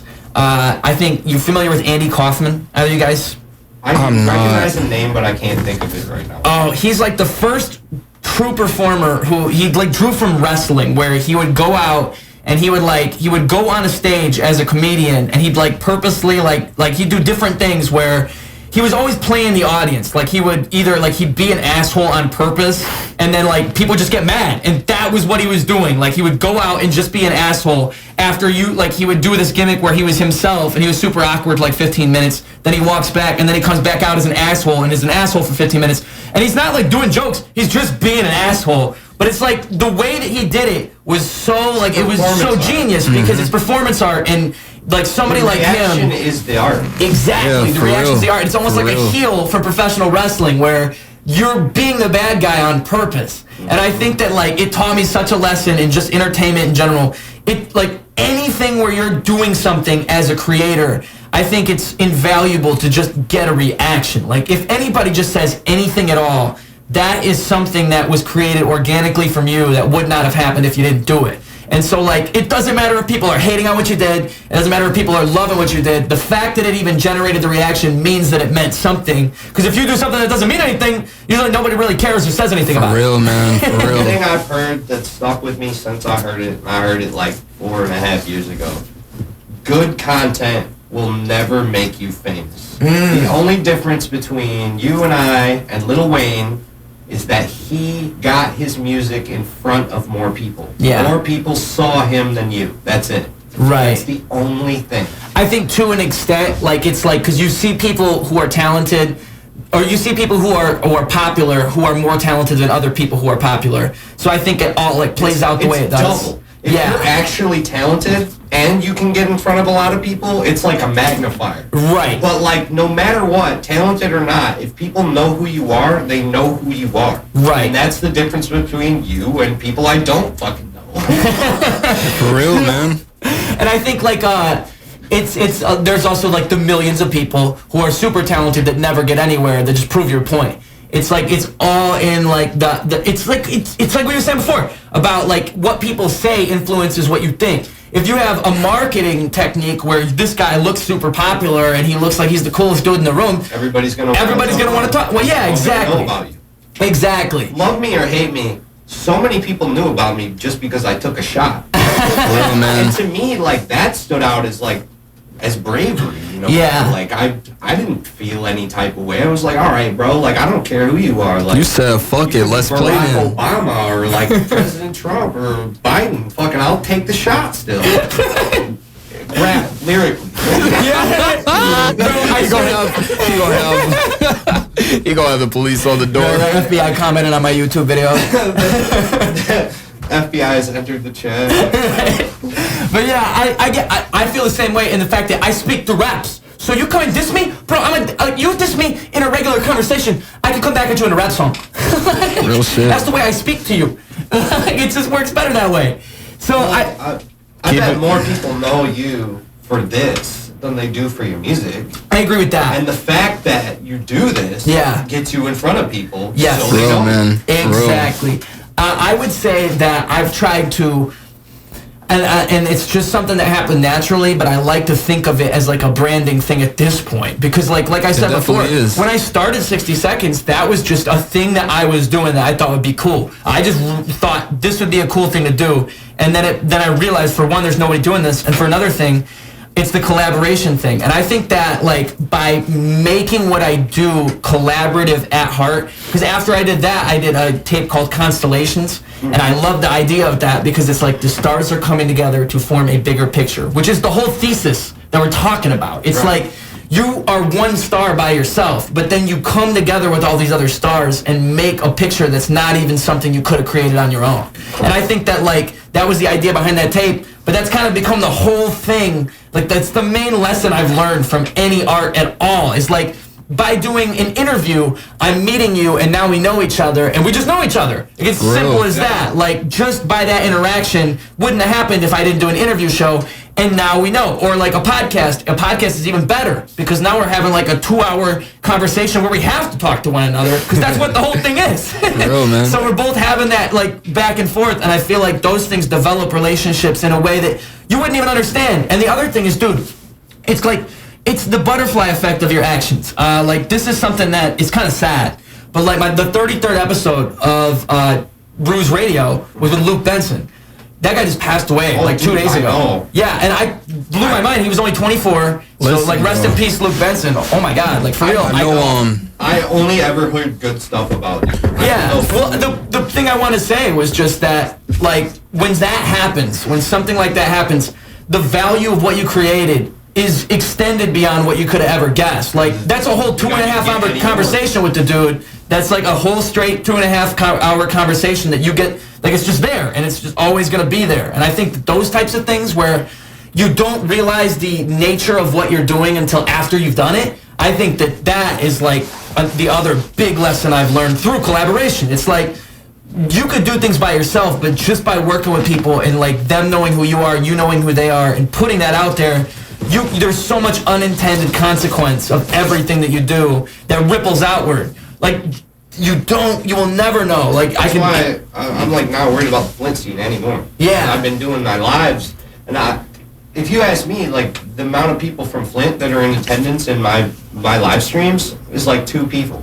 The other 30, 40 people are from all over the world, and they fuck with me way more than anyone here. Yeah, and I think that's unfortunate the way that is. It's like I've heard that lesson from somebody, and it's just true. It's like, when you're advertising, don't promote to people in your area, because the people in your area, they're just going to think of you as somebody from their area. Like, just the way it is. Like, they think of you as another Flint rapper, whereas my success doesn't hurt yours. But also in the sense that even, like, say you live here and you see a rapper from LA, you know nothing about LA. You don't live in LA, so, like, that's a whole separate thing. I feel like people think, like, it's going to be easier if they go out there. Yeah. It's so much harder. Hell no, like it's way 100 times as many people doing exactly what you're doing there as there is here. Yeah. So I don't know, like, if you can't get attention here, you're probably going to get way less there. For real, man. For real. That's true. But like, even in the sense that what I'm saying is, like, if the way that people think just like subconsciously about things, they're looking at something, and if you're promoting to people in your area, they think of you as another dude, and that's just the way that they're gonna be. You can't get around it. Yeah. And it's like, you have to, like, so much of art and the stuff that you create, it's like what you said before, where you can be the best artist ever, but it doesn't really matter. It's like essentially what you were saying. It's the promotion, but that's what it's like, the presentation. It's like, I think about it even on simple terms. It's like, if I walk into a room and I'm acting a certain way, you've never met me before, that's your first impression of me. That's what I didn't understand about my music. Yeah. I dropped all this shit, and I'm talking about killing people and fucking just dissing people, and they're like, this guy's an asshole. I'm like, no, I'm not. How don't you know? Because I told you that's all you know. Yeah, exactly. I swear. I'm surprised. That's funny, dude. Yeah, it's all of that. And it's also just like, the other thing, it was actually in the Andy Kaufman documentary they had, where like Jim Carrey played Andy Kaufman. He got like crazy in character, and it was a thing on Netflix. But like, Jim Carrey was saying, like, he used to always go to bed and wonder, like, what does an audience want to see?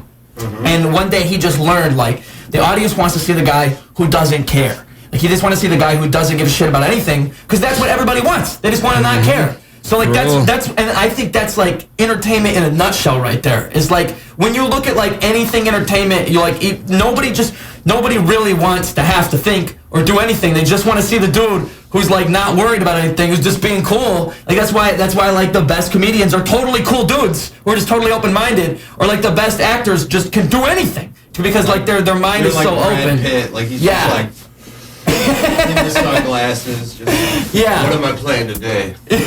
Same guy? All right. Like, your brain has to be open to all of that to even be able to, or like Keanu. That's like Keanu Reeves is the same way, dude. He's like always John Wick now. He's never not John Wick anymore. He's got the one role, and that's it. I always will remember dude from Bill and Ted's Excellent Adventure. Oh, you're even farther back than me. I saw him first in like Constantine, which was like that movie where he was like some angel dude. I can't remember. Badass. Very crazy. Constantine was cold.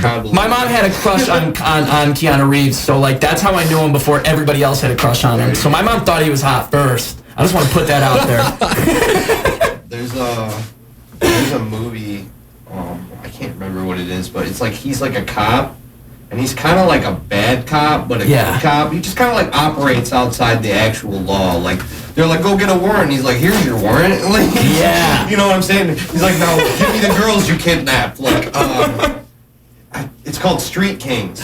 Okay. Great movie. Go on. And I'm guessing this is also classic Keanu. Classic Keanu. Back in the day, Keanu. Same Constantine level. He's been around since like the 90s too. Like it's crazy. He like just popped off. Yeah, you're right. For real, man. Yeah. For real. Like I remember as a kid when Sad Keanu was a meme, and that was like before when he was just sitting at the bench. Yeah. Like Keanu Reeves has always been a part of my life, but like now he's a part of everybody's life. I kind of feel like they took him away from me. But yeah, man, it's like I think that back to the point I was making, art in general, I think is like something that you have to. It's like you posted on Facebook. I think you either posted or you shared it, but it's like something about how no mix is gonna save a performance. Essentially, like you have to be a performer before you can do anything else. Yeah, like you have to, and it's kind of I was talking to you about when you went outside. Like we were talking about. Yeah, like if you're like even doing auto-tune, you have to know how to perform on the auto-tune to have that certain like tinge to it. You can't just jump in, not putting yourself into it, and expect like the mix or the master to pull it out. It all has to be there right away. And I think that's something that like it's something you have to learn, or it's just something you intuitively know from watching people perform. You know what taught me that?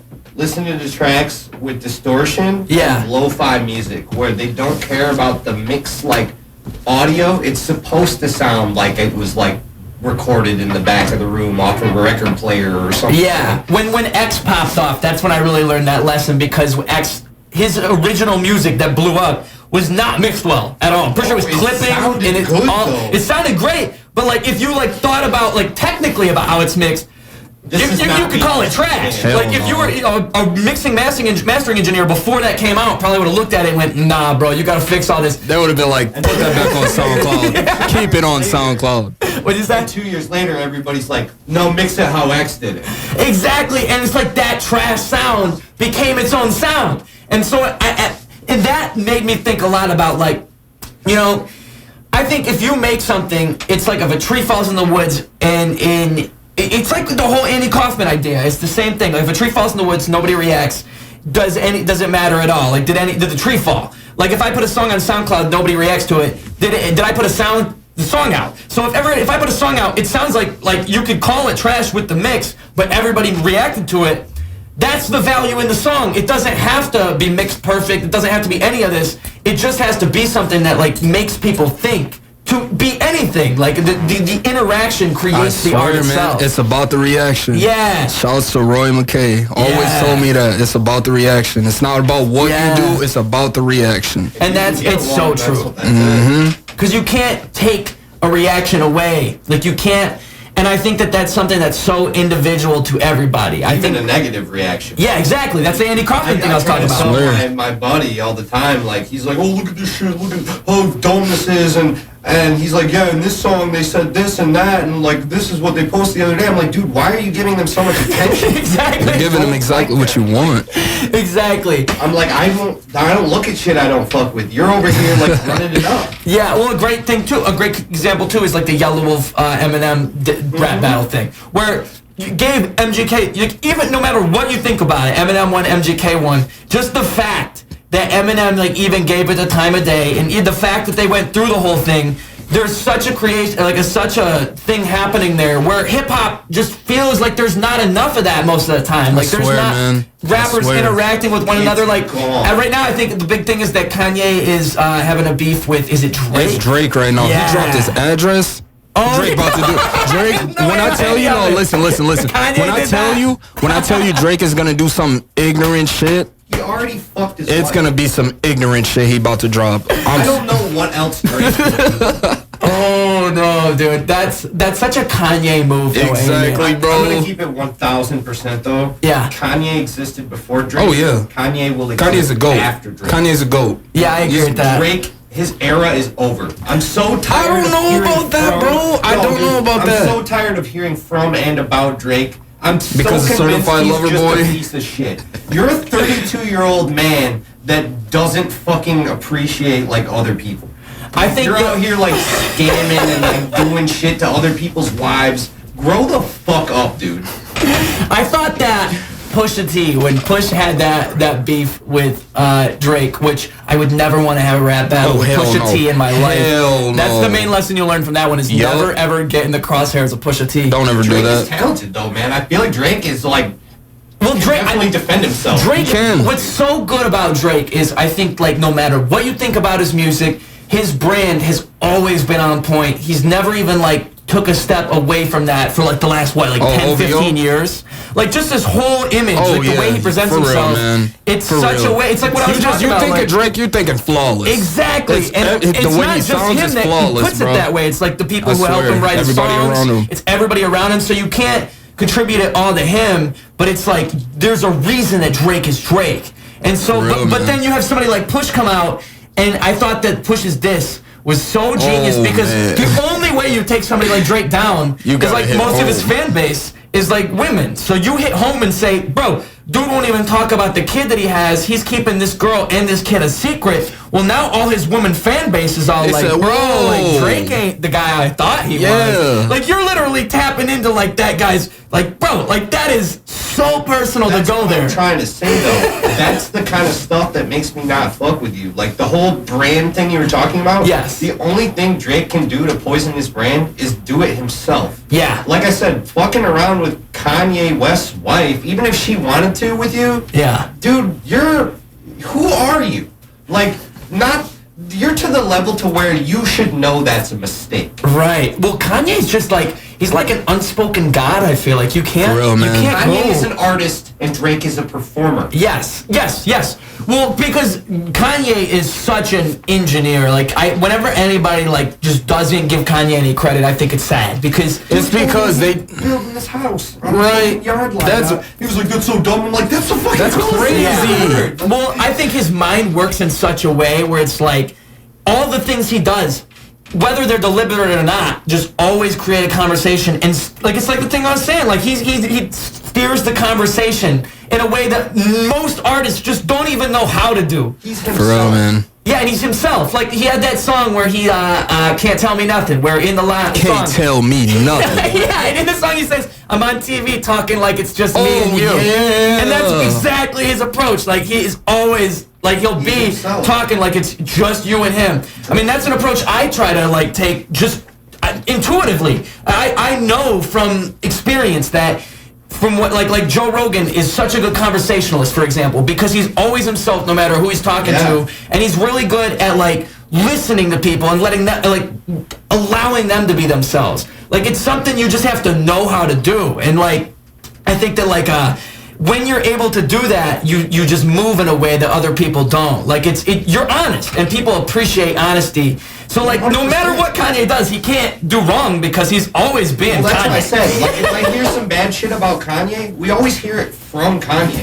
For if I hear man. some bad shit about Drake, it's on TMZ, it's on World Star. And it's like Drake don't want to tell us this stuff, so it's like, dude, what else are you capping about? Exactly. Well, that and like Drake is that kind of artist where it's like, you know, his image is so specific where it's like it almost feels less authentic in that way. Where it's like I don't know if you're being 100% yourself or if like there's like a bunch of songs you can't drop just because you're Drake, you gotta sound like Drake. Like you have this song written by this dude, don't sound like I'm somebody who has to write all his own stuff because it has to be me. So like I don't even know how somebody could. Yeah, I don't like the idea of ghostwriting. I feel like if I was to the level to where I needed ghostwriters, it's like I'm so burnt out at this point that I just need help coming up with new shit. Yeah, I would do it for fun. Like if I hear somebody's song and they're down with me doing the words, or like they wrote something for me, I'd be like, you wrote something for me, bro? And then I would do it. But I would never like seek out people all the time just to. But I can understand that. It's so like. You gotta understand though, that comes from a point to where dude is so big, it's like too big to fail. Exactly, and it's so separate from the organic creation that I'm used to. Like I find it to just be something like it's like bro, music. you can write a song if you can bang two rocks together. Like it's just a matter of like putting that together. Whereas some people think you need a whole team to like put it out there, and I feel like, you know, to an extent maybe, but like I would never want to be an artist like Drake because it's like it's harder to. It's like it's just not the same thing. Like, you know, Lil Wayne freestyles everything, and Lil Wayne is always Lil Wayne. there's like, you never even feel like Lil Wayne's phoning it in because it's always him, and it's like there's no image to uphold. He's just being him. Whereas like artists like that, they just, I don't know, man. Like Drake, I've always liked Drake, but it's like I have the same kind of thing where it's hard for me to totally get into it. I can't relate to you. Yeah, no problems. But your life is amazing. His delivery is always perfect. Flow, I'll say that. His pocket, his flow, like I love his flow. He's got a great voice for hip-hop. You can't copy that. Exactly. You can't. And he did that from day one when he came around with like, I forget what was that? It was at the Ketchup, or no, that was Take Care. Take Care. That's Take the name. Care, I'm thinking, man. I think songs like Just Hold On, We're Going Home, and stuff like that. Those are Drake. Yeah. I feel like 0 to 100 real quick is like lots of input and influence. Yeah. Or like his kind of yeah. Like, well, no, dude. I'm pretty sure. Wasn't Take Care? Wasn't that a bunch of Kanye? Wasn't Kanye involved in Take Care? I'm almost positive that like a lot of that was like even songs were written by Kanye on there, and so it's Drake doing Kanye tracks. It wouldn't surprise me. Yeah, and that would make a lot more sense to why like Kanye feels so fucking scorned. Oh, well, dude, Kanye is one of those guys where it seems like people like just based on the image that he has in the industry, people take advantage of that. They think he's crazy when he's a fucking genius. Well, not only that, it's like they know that the image is that he's crazy, so you can say whatever you want until I'm out of my moment. I think Kanye is so himself that it's hard not to look crazy sometimes. Exactly, bro. Like he's so unapologetic about it. He doesn't give a fuck. If Drake came out and did this shit, you'd be like, well, Drake went nuts. But you expect this shit from Kanye West? Like when Kanye runs for president and he goes on stage and starts crying, you're just like, bro, like that's such a Kanye move. I was like, whereas if Drake did that, his career would be ruined. Yeah, he can't do it. He's got an image to uphold, and it's not who he really is. But I think people take advantage of that. Like they take advantage of the fact that Kanye is so honest and upfront. It's like, to be honest, it's harder to do that. Because then you're gonna say things like I truly do think shit you don't want to say. It's like you can't say anything of value without offending somebody. For like real, that's man. just the way the world is. Kanye doesn't care. Yeah, and Kanye just doesn't live by the code of like, oh, I don't want to offend anybody. He'll just say it and he'll deal with how you're gonna feel about it. And you said brand, like Kanye isn't worried about hurting his brand. Yeah. Kanye West knows that once he drops shoes, even if he said the most ridiculous, crazy shit, tomorrow they're still gonna buy the shoes. They're gonna sell out. Drake comes out and says something out of pocket, he's canceled. And I think that type of thinking is what plays into his genius, like even in like the way that his career works so well, like the way that his sound has changed, his like beat selection and how it's always been like something different. It's futuristic, bro. Yeah, his sound is like ahead of his time. He's always trying to do something that isn't being done. And then people copy him. Every single time people copy the sound that Kanye created. Like he's like his influence in hip hop is like you could pinpoint each little like thing that he started. And I think like stuff like that, it's like to discredit Kanye is to discredit, like you have to, that line of thinking that he has is the same line of thinking that led to all those genius decisions that he's made throughout the years. So it's like, it's hard to even like be on the team as somebody who's against Kanye ever. Because it's just like, dude, you gotta understand that if he wasn't like that, you wouldn't have all this. Like it just wouldn't happen. Like 808s and Heartbreak, you would have never had that 808 sound in hip hop because you would have never had that Kanye. I mean, imagine how many people Kanye West inspired just in this last generation. Travis Scott wouldn't be here. Yeah. Or the songs that he's written for other people that Kanye did, like the beats that he's made or the song. You wouldn't have, the most recent example is you wouldn't have Industry Baby. That's the most recent one. Lil Nas X would not have dropped it. That was produced by the one and only Kanye West. He's like, and I feel like he's just that kind of guy where he's like a grandfather of hip hop at this point. He's like Lil Wayne. He's got the same stature of like a Lil Wayne now, where you can't say like Jay-Z, Lil Wayne, like all those guys. Nas. No matter what you say about them, they're just who they are. You can't take away the staple that they've. Yeah. I feel like even Tyler Creator is he's definitely up there now. Because he's just so influential. He's got his respect, man. Yeah. And it's like there's just some artists who I don't think they just know how to reach that level. And yeah, man. I mean, like, and it's so funny how like it's such a different flavor than somebody like Drake. Like Drake is like, it's almost like Drake is like the vanilla. Expected. Yeah. You know what you're getting into. Exactly. You know why I'm so But that markets well. Donda? I'm so excited for Donda. Yeah. Not because I I think Donda was heavily inspired by J. Cole dropping. You think so? Dude, just listen to the beats when they come out. And you'll be like, yeah, this is Kanye's realm. But, like, I honestly feel like he was like, yeah, that's what we're missing. And then here's what I got with that. The other thing I know about Kanye too is he's very collaborative like that. Like I know that throughout the years he's like he'll like work with people and he'll work really close with people. Like he's not the type of guy like I remember I saw a video once too with Kanye where he was coming up with a song and he like did that melody thing that everybody does where he'll like sing gibberish where he'll come up with the melody and you can tell he does that because all his stuff is so that's how I write songs. I usually come up with a sound first. Bro, you're just mumbling bullshit right. Like yeah. And then you find things to fit that and like when I saw Kanye I was like bro just because it's such he's got such a creative process to where like everything's got that specific touch. I think that can't discredit the man. Yeah and Donda's just gonna be like it's like Kendrick, where you don't know what he's gonna do next. No one experiments anymore. Yeah, and like you know, like those people who've heard. It's also like I can totally get why he because I remember I saw a YouTube video where it's like why he doesn't drop things on time because even the stuff he does drop, he'll put new versions on streaming platforms. Like he's one of the only people that even like is capable of doing that because you can't do that on DistroKid or nothing. Like he's in like cahoots with those guys, so he'll just make a deal where he can like upload his new version in like 3 months. So all of a sudden like the melody's different in one part of the song. 3 months after it's released, he's the only guy I've ever heard of who does things like that. And it's because he's so specific about the things that he does that he'll like, Kanye's sitting on a mix and he's heard it like 300 times and he's still like, oh bro, I could like pull this part back and then have a whole new melody right there. And he has all these gears turning in his head 24/7 musically. Like the way he thinks musically is so interesting to me because it's like, it's like you said, futuristic. It's like ahead of the curve always. And like, what's that one song that they've dropped from Donda so far? Or if it leaked or it dropped? I'm not listening to it until it drops. I think it's the Moon one. I'm not listening to a single thing. Do a single thing until I get to hear 4 tracks. I've heard it's an experience, and I want that whole experience. Yeah. And I appreciate music to a whole other level. Yeah. Well, you have to with somebody like him too, because he's doing like it's almost like a theatrical thing when it's somebody like Kanye. Like it's like watching a movie, like you're going through the steps, and it's all crafted in such a way where it's not like it's like what you said with some artists.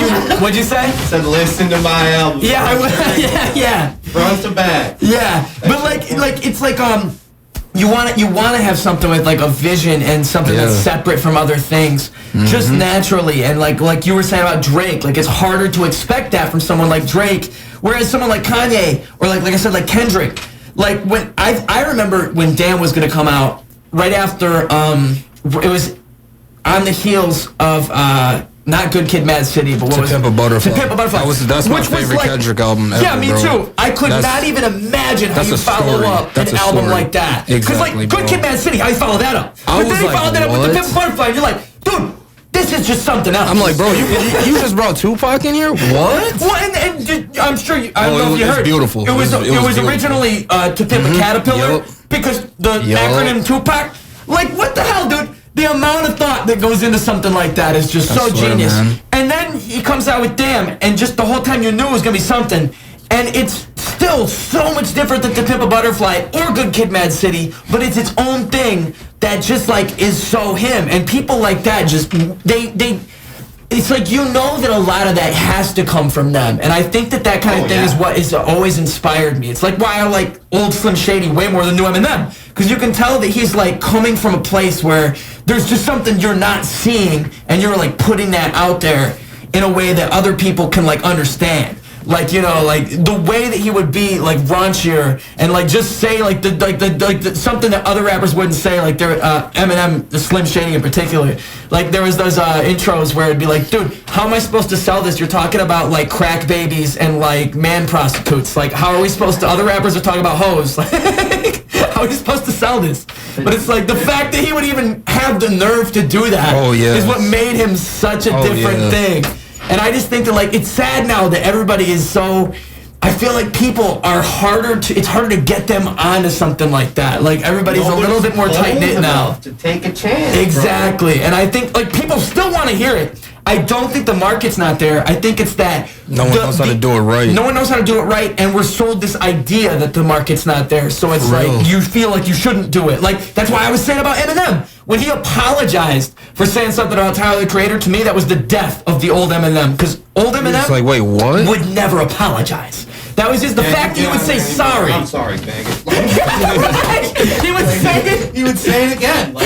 And then that would be what everybody talks about. For real. And it's like, you know he's messing around because he's fucking Eminem, dude. Like, it's as simple as that. You're fine with it. Yeah, and like nowadays, it's like Eminem has to apologize. It's when people start with the act, yeah, and then they drop it, yeah, and you see the real them, exactly. That's when it's hard to walk back. If you are always yourself to begin with, yeah, and you say some shit that's out of pocket, and you've always been doing that, right, people know what's up. Like, and it's kind of like that what you just said shows like what the new MO of Eminem is. Like, he's just saying things to be offensive that he doesn't entirely mean now. He's just messing around. Whereas before, he would just call out the Backstreet Boys because he didn't like them. Nowadays, it's genuine. Like... Exactly. Now it's like, I'm going to write a song that's going to be like one of the singles on the album where I'm going to call out Tyler. He focuses on all that technical shit, too.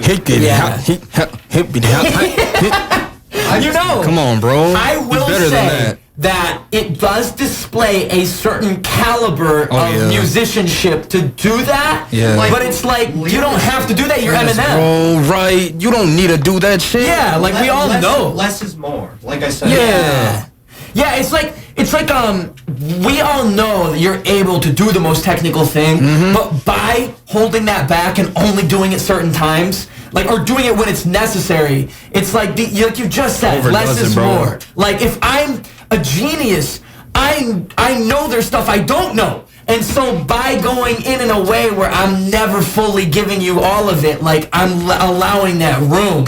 I think that, like, the smartest people leave that room, whereas other people are just going to give you everything right away. Yeah, man. It's hard to say negative things about Eminem because I do find him to be such an influence. I just don't. I think dude is like bored, and like I think he should take like the approach like he is doing it. Like he's mentoring other people, and he's kind of to the point to where it's like if you have a song with Eminem, like you're coming up, made like, it. you know. Yeah. But now it's to the point to where it's like if you have a song with Eminem, you're already Lil Nas X or Jack Harlow, and it's like, dude, why don't you just like produce for these people, or like, you know what I want to see? Like, I haven't heard of like a new Warped tour in like ever. Like, that was started by Vans. They just had like their fucking 20th anniversary or some shit, or like. Well, they stopped it after a while. I don't know. I know that, but like what I'm trying to say is nobody else has like grabbed the torch to start like a whole nother event tour style thing. It's just the same old, same old. You're in the position to where you have all this money, clout, pull. Even the people know. Do it. Yeah, for real. Make the shady tour. Yeah. And it's just like, dude, that would be so much colder to see Eminem doing shit like that than still trying to rap when we've already seen, like, the catalog. Wow, that's a great idea, because not only that, it would be basically what he's doing but better. With, like, the mentorship thing. Like, if you're Eminem and you put on, like, all these rappers in a festival and you headline, like, everybody's gonna show up. Who doesn't show up with Eminem? Like, Eminem's one of the most popular rappers there are, so, like, it's like the loudest people are usually the people who have the biggest opinions. Most people just listen to music and don't give a fuck, and they don't even comment on things. They just push the like button. They won't even like it, bro. They don't even do that. They won't even like it. They might share it on Facebook. That's about it. Real and shit. they don't even usually do that. That's if they're homies. Yeah. Exactly. They might throw you the like and like not sign into YouTube. To throw you the like.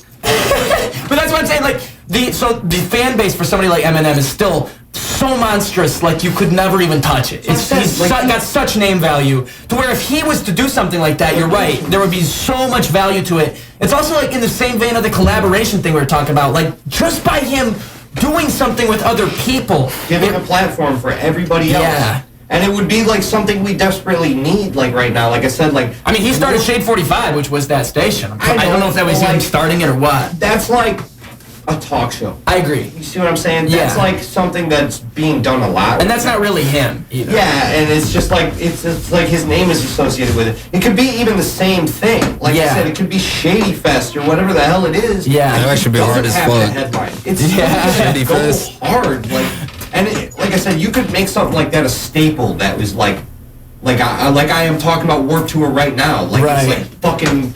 I mean, I think about that in the same way that like hip hop, just like there's such a subculture now where you could have its own award show for just hip hop. There shouldn't be the same thing. It's such its own thing. More valuable if they did. Exactly. It's insulting to include all these categories of music together and then try to pick from all of it. Well, the best example I can think of is when who was it?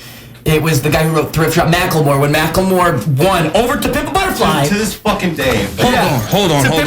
You want to talk about a fucking when Cardi B won over Travis Scott? Get the fuck out. That was the last time I ever watched anything like that. I'm like, bro, no, I don't want anything. But it's because like it's a popularity contest. It's a popularity contest, and they're just those things are so different from one another that you can't even put. You can't even compare them. You can't put them in the same thing. No accounting for taste, and I think the people who run award shows like that don't have taste. They need to be fired, bro. Who do they listen to the most? Oh, you get it. Well, and Warped Tour was good for the pop punk scene, but there would be like some rappers who were on Warped Tour, whereas like it should be both ways. Like we should still have Warped Tour. To be honest, it's sad that it's over. That's what I'm saying. But like even having a hip hop festival that tours like that, it'd be hard to get a bunch of big artists. But they did it with Warped Tour. You have to imagine you could do it. Why couldn't they do it? Exactly. And dude, imagine that. Like you have like 30 shows within like 3 months. And you got so many big artists. You got Eminem. You got fucking Post Malone. It's like kind of how Rolling Loud is now. Yeah. But it's a fucking... Rolling Loud is like... It's too big. It's exactly. like only the main headline artists that we already know and hear all the fucking time. And what Warped Tour did so well is it was able to like have smaller names and bigger names. Yeah. And it worked out because when you were there, you'd have the 3 people you want to see, and then you'd have all this time in between. Yeah, so you'd have to go and see somebody, and you'd like find new artists through that.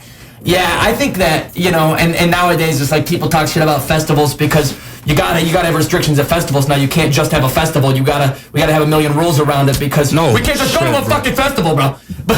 Nothing can ever be too simple, bro. Yeah, it's always got to be complicated now. Yeah, I think that's just human nature. But like, I feel like it's man. There's just so much. Yeah, I agree. There should be more of that, just in general. Like even in the local, like you have to lead by example. So like you say, you know, why don't people do this? Really, you just got to show people it's possible. I feel like it's the only way you can make the difference. Like that's why I loved doing interviews when I started doing it, or why doing this is even a creative and like organic thing, because it forms something through doing it. Like, but you can only lead by example. Like you could tell people a million times, you should start a podcast, dude. 99% of people, even if they want to do it, aren't gonna do it. For real, but like man. the 1% of people will do it. That's what I said to dude like the other day. I was like, yo, you're talking about all the stuff that people should be doing. If you're having the idea, that person should be you. Yeah, I agree.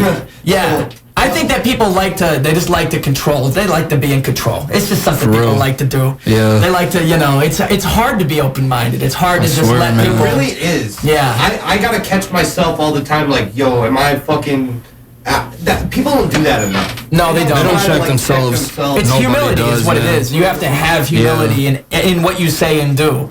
Like, and it's like why I said, because it was something I heard, like, just like it was Michael Malice that said it, and he's probably quoting somebody else. But the smartest person in the world doesn't know 99% of things. Like, and that's just... Like you said, we know that we have known unknowns, things that we know we don't know, but there are also things we don't know we don't know. Exactly. Well, and the smartest person is going to approach things in a way where they know that they could be wrong, and it's like entertaining the opposite theory is how you challenge your own idea. Like, that's how you get a better idea. So if I'm talking to you and you disagree with me, if I entertain what you have to say, I might see it in the way that I didn't even understand by myself, and now I'm thinking about it the way that you said it. Like, you know, I mean, with the whole flat earth thing, the funnest thing that I like to think about is the fact that we don't actually have a picture of the earth, like, from far away. We don't have that. My point is whether or not it's round or flat doesn't matter. Because you specifically don't know. Let's just say for a minute that I'm fake, I'm a fucking NPC, and you're the only real person in the world. You're the only real person in the world. Nothing I say matters. Only the engagements that happen to you really happen. Yeah. You see what I'm saying? Yeah, so it's like You're tripping over stuff that really don't matter. It's not going to affect us at the end of the day. So and the perspective is what leads you to the conclusion that you have. And why would it matter? Yeah. Let's say that the Earth is flat. Right. Nothing changes. Right. The only thing that changes is that you were wrong and your pride got hurt. Like, all I can say is that, like, it's probably round because, like, when a fucking drop of water flies in the air, it fucking comes up around. Okay, that just seems like what physics wants to do. But, like, my whole point was that you can't, like, quantify this very articulate situation with, well, if it sounds like a duck, it's probably a duck. Like, that's not what we're talking about. Like I said, this could all be a simulation. It could fucking look round, and then when you hit the edge of the wall and you fucking respawn over by Japan, like it's all fake anyway. Or like there's the, there is the, I always thought it didn't make sense because you have to fall off the edge. But then I saw that one like map that they made where there was like, we're all going around this one spot, and that's why. And I was like, okay, well, I guess. And that's why Antarctica, nobody can really live in Antarctica because you just keep going forever in Antarctica. It just never ends. People might think this is stupid, but like, you know gravity, right? Right. You know, like, people are like, oh, well, the Earth is spinning so fast and you would spin off of it if gravity didn't exist. Well, how does gravity exist? Because that really makes no sense. You're saying that the planet has so much mass that it weighs down space-time, and that's what gravity is. Yeah. That's very convoluted, and I don't understand that. What I do understand is that when I put water in the bottom of a bucket and I swing it around, it sticks to the back of the bucket because of centrifugal force. So instead of thinking that we're on the outside of the Earth, what if we're on the inside of the Earth, and the Earth is spinning, and that's what gravity is? That makes a lot more sense to me. Yeah, like it's pushing away from that. Yeah, and then that's why people think space is fake and the moon isn't real, because it isn't. It's just the center of the Earth that we can't get to. Yeah. Like, think about it.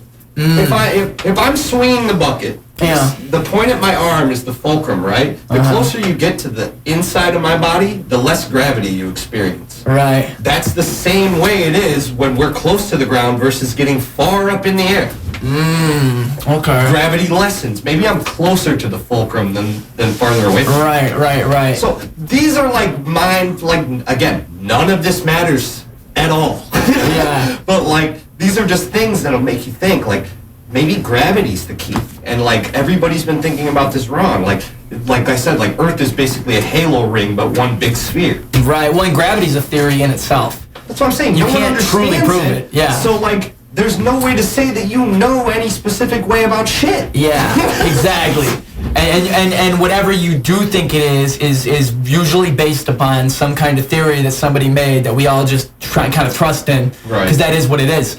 Like, I think gravity, the laws of gravity only matter so much that when they apply to us, we should know them. Like, if you're making a car, you should know, like, how it happens if a car crashes. Things like that. That's where gravity comes into play, like physics comes into play. Whereas, like you just said, it doesn't usually matter in your life. Like, it's usually something. If gravity existed, you wouldn't know. But you would know that if I drop this, it's going to fall. You'd get that part. But you wouldn't say that this is the name of the force that applies. Exactly. This is just how things are. Exactly. Well, it's like the same thing where if it was 500 years ago and the globe is just a theory, and some people think it's a globe, some people think it's something else, but we don't say that we went to space, we don't say all that, so you really don't know. It's just you and that other dude who have this theory, and you're just thinking about it, but you're like, bro, I don't know, bro, it could be anything, man. I watched a thing the other day, and there's a guy, you know what a rocket sled is? Like, they go out in the middle of the fucking desert. No, what's that? They go out in the middle of, like, the Mojave Desert, and they've done this for, like, the military testing, you know what I'm saying? They'll put like a track, like a railroad track down, and then they'll like put a car on it and strap like tons of rockets to the back of it, and just to test the rockets, like, you know what I'm saying? It'll go like stupid fast, like 600-700 miles an hour. Well, one of these colonel generals, I can't remember the exact date, but this guy's famous. Like, you can look this up. Just look up like colonel or general that did the rocket sled test, and you'll find it. This guy did it, and he experienced 25 G's on his body. Which is like enough. He's blind. He went blind from it, and blood pooled in the back of his brain. He had a fucking aneurysm, but he lived. Okay? So, like, my point is those rockets put out less thrust than the rockets we supposedly are putting people on that go into space. and they'd still experience the G-forces. So if this guy went blind and retarded from fucking being on a rocket sled here on Earth, it's way less believable now to me that you have people in a bigger rocket that goes faster. You're still going to experience G-forces. I mean, the part that I've always had fun with the moon landing theory. I will hold to it. I will say it. I don't know if I believe that we went to the moon. There's just so many things. I don't think we ever have. Yeah. I don't think we ever have. I mean, when Jeff Bezos went up in that rocket the other day, he was only in the very dick tip of fucking low Earth orbit. Yeah. He still had hundreds of thousands of miles to go before he even left the atmosphere. Yeah. And then the moon is hundreds of thousands of miles like, supposedly away from that. You see how long it took, dude, just to get up that high? Yeah. And there are people that'll sit here and call you stupid for trying to think critically because you don't automatically accept the experts and the narratives. And I'm just like, dude, I don't know what that person said, but I know there's a lot of bullshit flying around, and maybe I'll just think for myself and come up with the most logical and practical solution. Right. Well, because like it's as if, you know, it's being open-minded and it's understanding that whatever you know, it's just a matter of information that you've gathered from different sources that may or may not. Like you said, I think in actuality, but we discuss in theory. Exactly. Yeah. And I think that's a good thing. It's a good thing to discuss in theory. Yes, it's good. Because it's like saying, okay, well, like to look at the moon landing in such a way, you could take that on face value and say, well, why would they lie about it? Well, I don't know. There's like a million reasons. You got the space race. I mean, you got that whole thing. They were all trying to get there already. So, and also, the best example I've ever heard is, okay, so say you're a car company, and you just come at me one day, and you say, hey, bro, we got this car that can go 0 to 500 in 10 seconds. And then you got the car, but then like, and you show me this video, you got the car.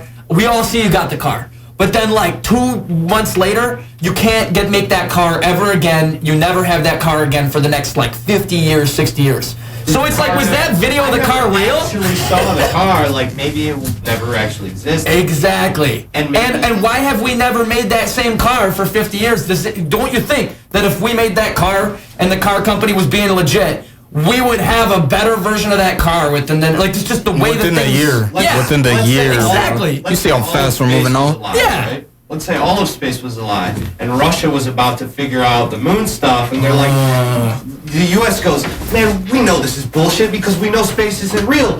What if we just try to say that we got to the moon first and we're doing it? And they don't have Hollywood. They can't fucking do the same thing. What are they going to do, admit they were lying? Yeah. No, they're just going to keep going with it. Okay. I'm not saying that low Earth orbit isn't real. I just think that we never got to the moon. Not with. Oh, I don't believe we went. How do you get back?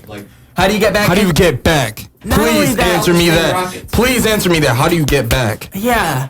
How did they live stream it? That's the part that I wonder about. How would you even suggest that that's live streamable? Because like they didn't even have fucking Wi-Fi. Dude, like we're talking like Twitch now. Like you gotta have the right setup to even get HD, man. We're talking like 50 years ago. They were that far away, and we had like a straight video signal to everybody's house. I mean, they got back. But people back then, they're geniuses. And they got NASA. Yeah. Dude, people are more. We're even way smarter now, bro. Yeah, you're right though. How do you get back? How do you get back? Well, I think that the running theory is that they were in low Earth orbit, like he said. Like we have been in low Earth orbit. The theory is they did go up because they did go up in the rocket. People saw them go up. So I mean, maybe they were just up there floating around for a minute, and then they just popped right back down when it was time, you know, and then it's like, oh yeah, we were at the moon, guys. Did you watch Jeff Bezos go up in his? I didn't catch it. Well, they went straight up. Cape Canaveral sends rockets in an arc over the Atlantic Ocean. Where do the capsules always land? Where do they always pick up the astronauts? In the ocean. Yeah. So like, regardless if you were on the rocket or not, we just sent this shit into the ocean till you couldn't see it. It broke up, landed, and then we fucking sailed out there, put the guys in it, turned on the camera and acted like we pulled them out from the moon. Yeah. Like, that's way more believable and plausible than that you were actually out there. Yeah, and I just find the whole, like it's something that's like, it's like the same thing as the Earth is flat theory, except I feel like it's a little bit There's something to it, but that's maybe not all entirely. Yeah. Well, but the moon landing one is at least easier to sell people on. Yeah. Like, the Earth is flat, people are going to be like, oh, bro, well, why would everybody lie about that? Whereas, like, the moon landing thing, you can at least go, well, here's exactly why they would lie about it. Like, there's a legitimate reason they would lie. Like, the earth is flat is tough because you have to, if you're arguing the earth is flat, you just have to all agree that either everybody knows or there's just so much ignorance going on that, like, nobody has figured out the earth is flat. Nobody's willing to accept there's no whistleblowers on it. Like, that's what you'd have to argue, is that there's not one dude who's like, yeah, bro, they're all fucking lying, bro. I know it because I worked in NASA. Like, that's the part that always catches me, is like, okay, I believe that none of us have witnessed it, only those guys, but why would there not be one dude telling the truth? It's incredibly easy for me to defame those people. Yeah. If you come out and say some shit like that, you're instantly fired, and we also found a gun in your locker and heroin. Yeah. You know what I'm saying? You're a drug addict. You're saying fucking crazy things, or like, oh, no, he's only doing this because he's fucking with another company, and this is bribe, now there's allegations, and like, they'll come up with anything they can to discredit you. Right, or they'll like make you a criminal, and that's even more fun. If you can't do that, you'll disappear. Yeah, well, shout out John McAfee. Shout out our homies. But yeah, man, I mean, I think that it's like well, there was that one guy, I forget his name, but he worked in Area 51, and he came out, and his records are like, I remember, like, his college records are gone, and he says that they got rid of them, so that's the one part of his story that's weird. But it's like, the government does have the power. It's what Noam Chomsky, is that big book he wrote in, like, I think 1980s. It's manufacturing consent.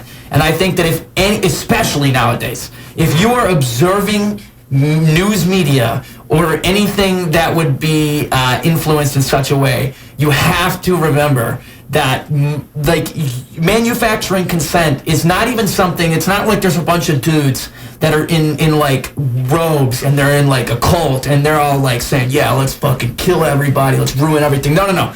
It's like you got all these people with political interests, and they just guide people in a certain direction to where news media is going to then pick up on that and then give you the version of the story that's going to benefit whatever is going on. So there's actually, I think it's called the Jameson Council, but there's a specific, like, branch of the CIA that was founded right after Roswell for specifically seeding the media with ideas that they were actually doing, so that people would think it was false information.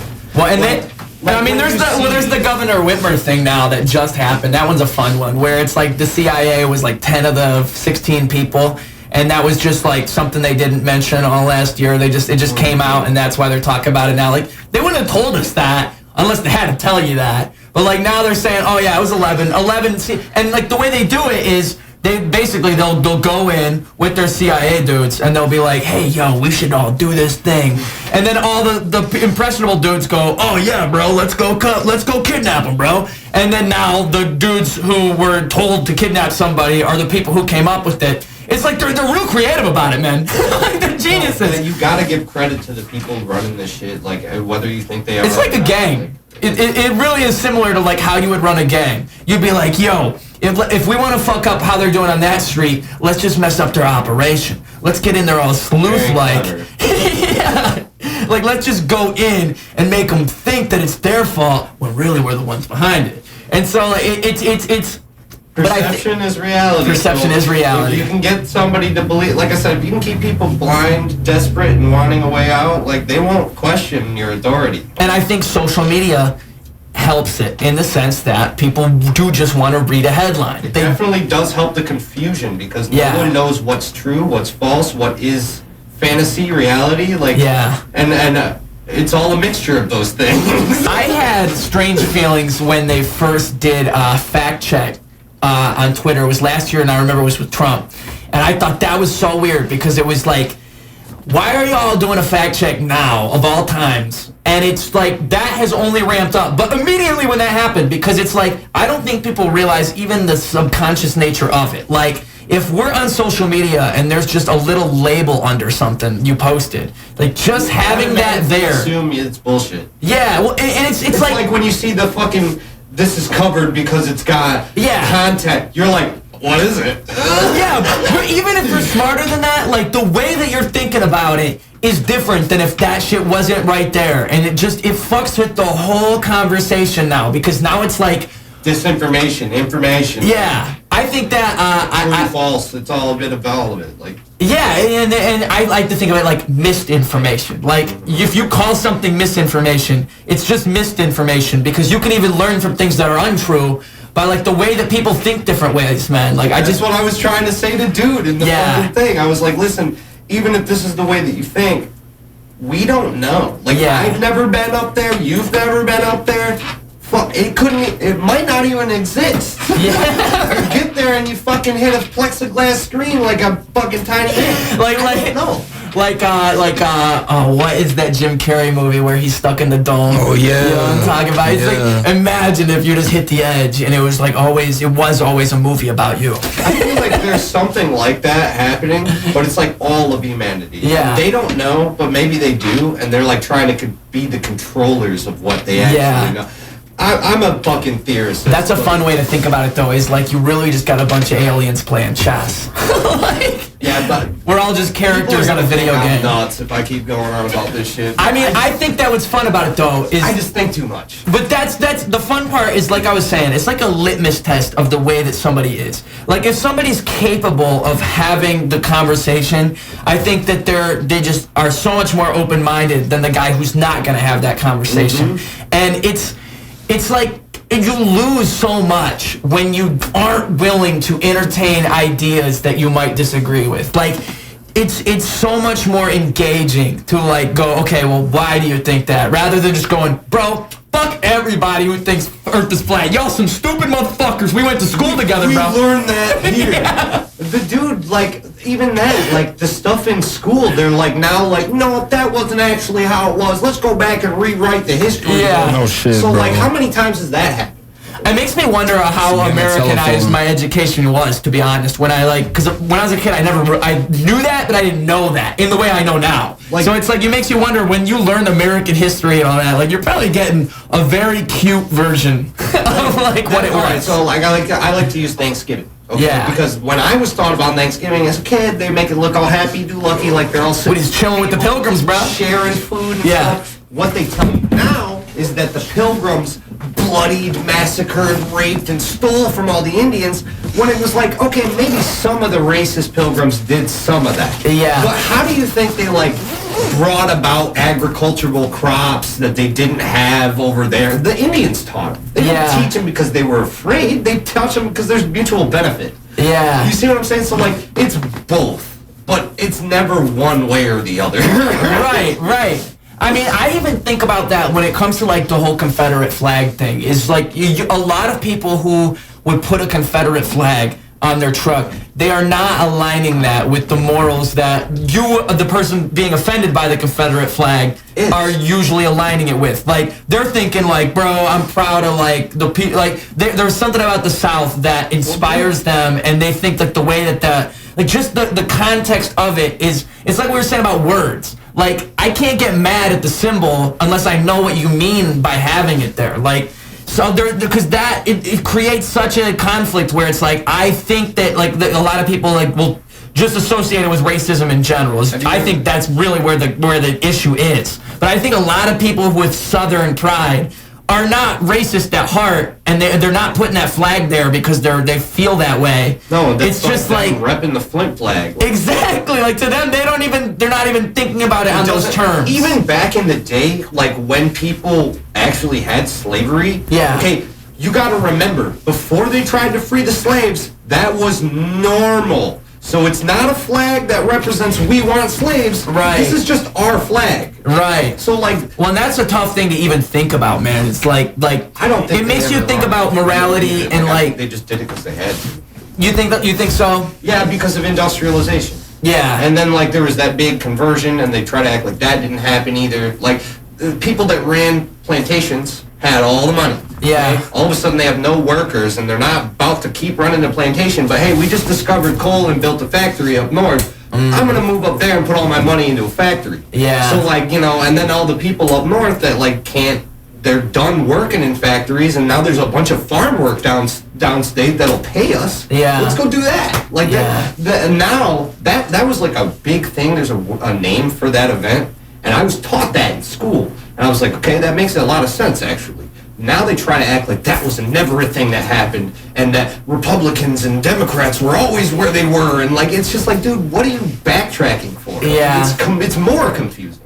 Yeah, it is kind of more confusing, and it's like, you know, it makes, because it's like it's really it's about terms, like, you know. Get this man back. Oh, that's all right. That's all right. We can wrap this up real quick. But I think a point that we've been on that I can kind of encapsulate right here is I think it's better to talk in ideas rather than terms, right? Because like, nothing is absolute. Exactly. So I just try to do that. Like I've noticed that that's my approach with music, but it's been my approach with life in general. It's like I'll always think in like, you'll go a lot farther than the people clowning you, I promise. Yeah, for sure. And like, because the motherfuckers who are clowning you, they're not doing shit. Yeah. What are they doing? Well, they're clowning you. That's all they're doing. The That's people it. who comment You're the one on, grinding. yeah, exactly. You're the one getting your XP. That's I agree. important to them. Yeah. Remember that shit, bro.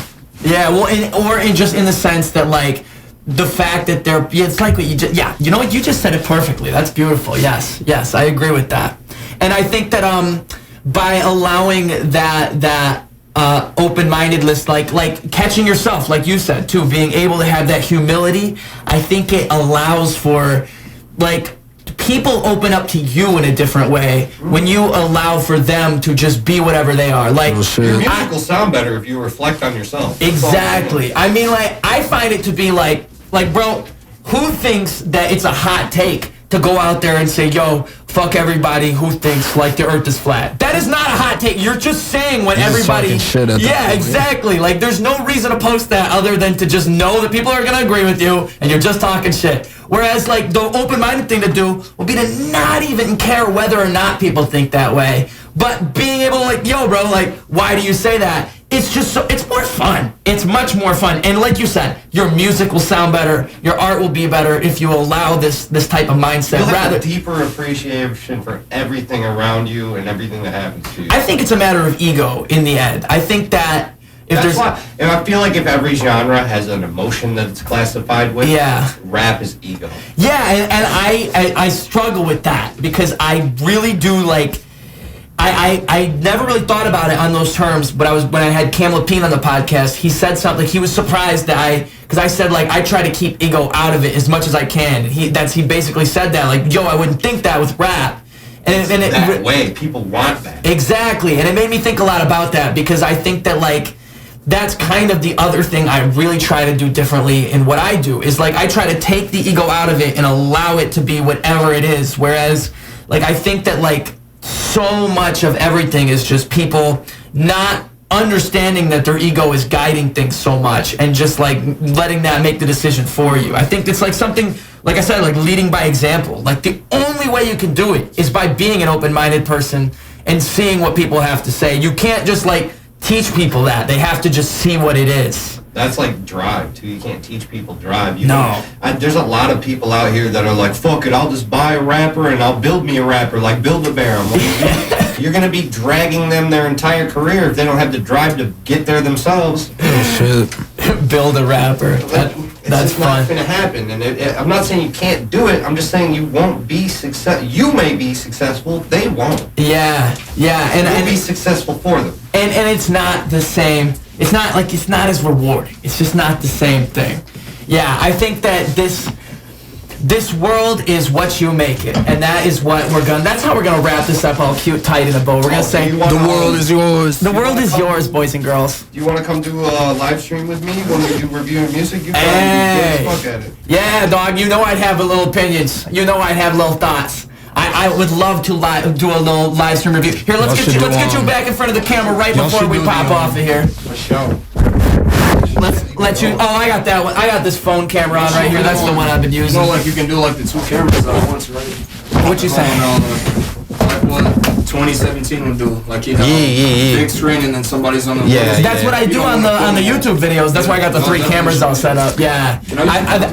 Oh yeah, it's you know where it's at. You see it? It's like right around the corner to the right. There's a bathroom right there. But yeah, I'd love to have you on the podcast. Like I feel like everybody thinks like we hate each other because of the distance, but like honestly, that made me fuck with you a lot more because you were confident enough to take the shot and you took it. You were like, yeah, I can rap. I know this is about 100%. Yeah, it's like artistic. Yeah, man. I mean, that's what I saw in what you did. Is the same exact thing. I thought like, okay, at least like, bro, obviously is understanding something that a lot of people just don't seem to like they're just out of tune with. Like to me, hip hop is competitive in nature. Like that is what's so fun about it. It's like on the Kendrick Lamar Control verse. And I remember people talk shit because I was trying to make that point to them in the comments. I remember people were like, "Oh, you're comparing this to Control by Kendrick," but what you did was similar in the sense that when you are a hip hop artist, the way that you communicate is you communicate through the songs. You talk shit. You go out there. You say, "Yo, I want all you." He listed like I can't remember who everybody Kendrick said in the Control verse, but he went by name, and it was so long since anybody had even done something like that it was such a big thing. And to me, like that, as a kid, I saw that I was like, "Yo, that's what hip hop is." Name dropping. And so when I saw you do what you did, I was like, it was the same thing to me. I was like, "Yo, somebody understands how to just have fun and." Like that's what hip hop is. We're supposed to we are working with one another, but we are all against one another. Like it's like that. There can only be one winner. Yeah, and that's Highlander. why hip hop is an ego thing because like who could have the best bars? Who could say the most personal shit? Who can really have the best diss song? Like who can do it? And by proving yourself. You're speaking with your art, you know. That's something that nobody can take away from you. Whereas, like, if you just go and clown the guy on social media, that's an approach, but it's not it's not in the same hip hop vein. Makes me feel like you're more of a comedian than you are a rapper. Ah, yes, and hey, I all these things that you said. I hope Jeff Scott. I hope you see this. And you get inspired to go out there and say something on record against this man. I still have hopes that Jessica one day drop the track. will drop the track, and everybody will have fun. They'll probably I'll welcome it. Exactly. And I really appreciate you saying that to me. Even is that like. That you saw what I was doing and that you like what I did. I laughed, dude. I thought it was so funny. Yeah. And like most people can't do that. They're like, man, this guy's fucking burning me. Like, nah, dude. Like you say that little dick shit and all that. It's like, that shit's funny. Dude, you know why? Because it doesn't hurt my feelings. I loved your diss track about me. I got excited when you dropped that. I was like, oh yes, finally it happens. Because I've never had anybody diss me back. I was waiting for the day, and then I saw the title even, Ruses Are Red. I was like, oh, yes! Like, oh, he's going right in with the title. Like, it felt great to see. It felt great to see, and that's why I went with B for Bonkers, because I was still trying to... You got it. I feel like you're the only one who got the diss tracks fully. Like, shout out to Activist also, because he got it, and he dropped a lot of tracks as well, and he was a good sport about it as well, but...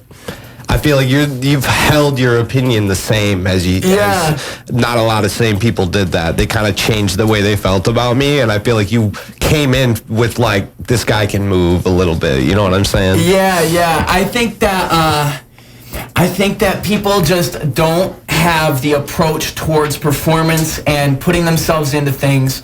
Like it's like somebody like you. I can see that you're doing it because, for one, you're unapologetic about the way that you put things a lot of the time. Yeah. And I think that comes through in, like, your personality, and that bleeds into your art. People hate me for that. Yeah, because I say shit that they don't want to hear. I'm the same way in the sense that I'd rather say what I mean than say what's going to be the more popular thing. Mm-hmm. I just rather tell you straight up. Like, if I thought your mix was not good, if I thought you could have done better, I'd rather tell you straight up than like have us dance around it and have me like be like, yeah, bro, that was amazing. Like just being honest. That's why I struggle with people on like social media even, because people just like to be close-minded, and it's like I like to have the conversation. I like to like go back and forth and see what is really in there. I'm like incapable of completely flaming someone. Yeah. Like fucking, I'll see, and if like 9 out of 10 things are bad, I still saw the one good thing. Yeah. You see what I'm saying? Yeah. I'm like, yo, man, like this needs work, but like you really have something here. You should try and do more of that. Like, Even with Jeff and like all these people, like I don't really listen to their music, but they're talented enough. For like, sure. I'm not gonna sit here and act like you ain't shit and like all this stuff. Like there's stuff that is good about what you do. I think that you can, even the person you disagree with on everything, there is always one thing to learn from that person. So like you could think it's totally trash, but there's still a reason like you can listen to it, and you can even learn what you don't like through thinking it's bad. Knowing like, what okay, you don't that doesn't want, work. Knowing what you don't want is just as important as knowing what you do. Exactly. And sometimes it's easier to figure that out. Yeah. Sometimes it's a way easier. You go, oh, that's bad. But yeah, bro, I gotta. Oh well, hey, go ahead and throw the people your social medias and all that stuff. B.Haley HALEY.music on most everything. Look me up on Google. I show up. SEO boy. Ayo, and thank you guys so much for sticking around this long.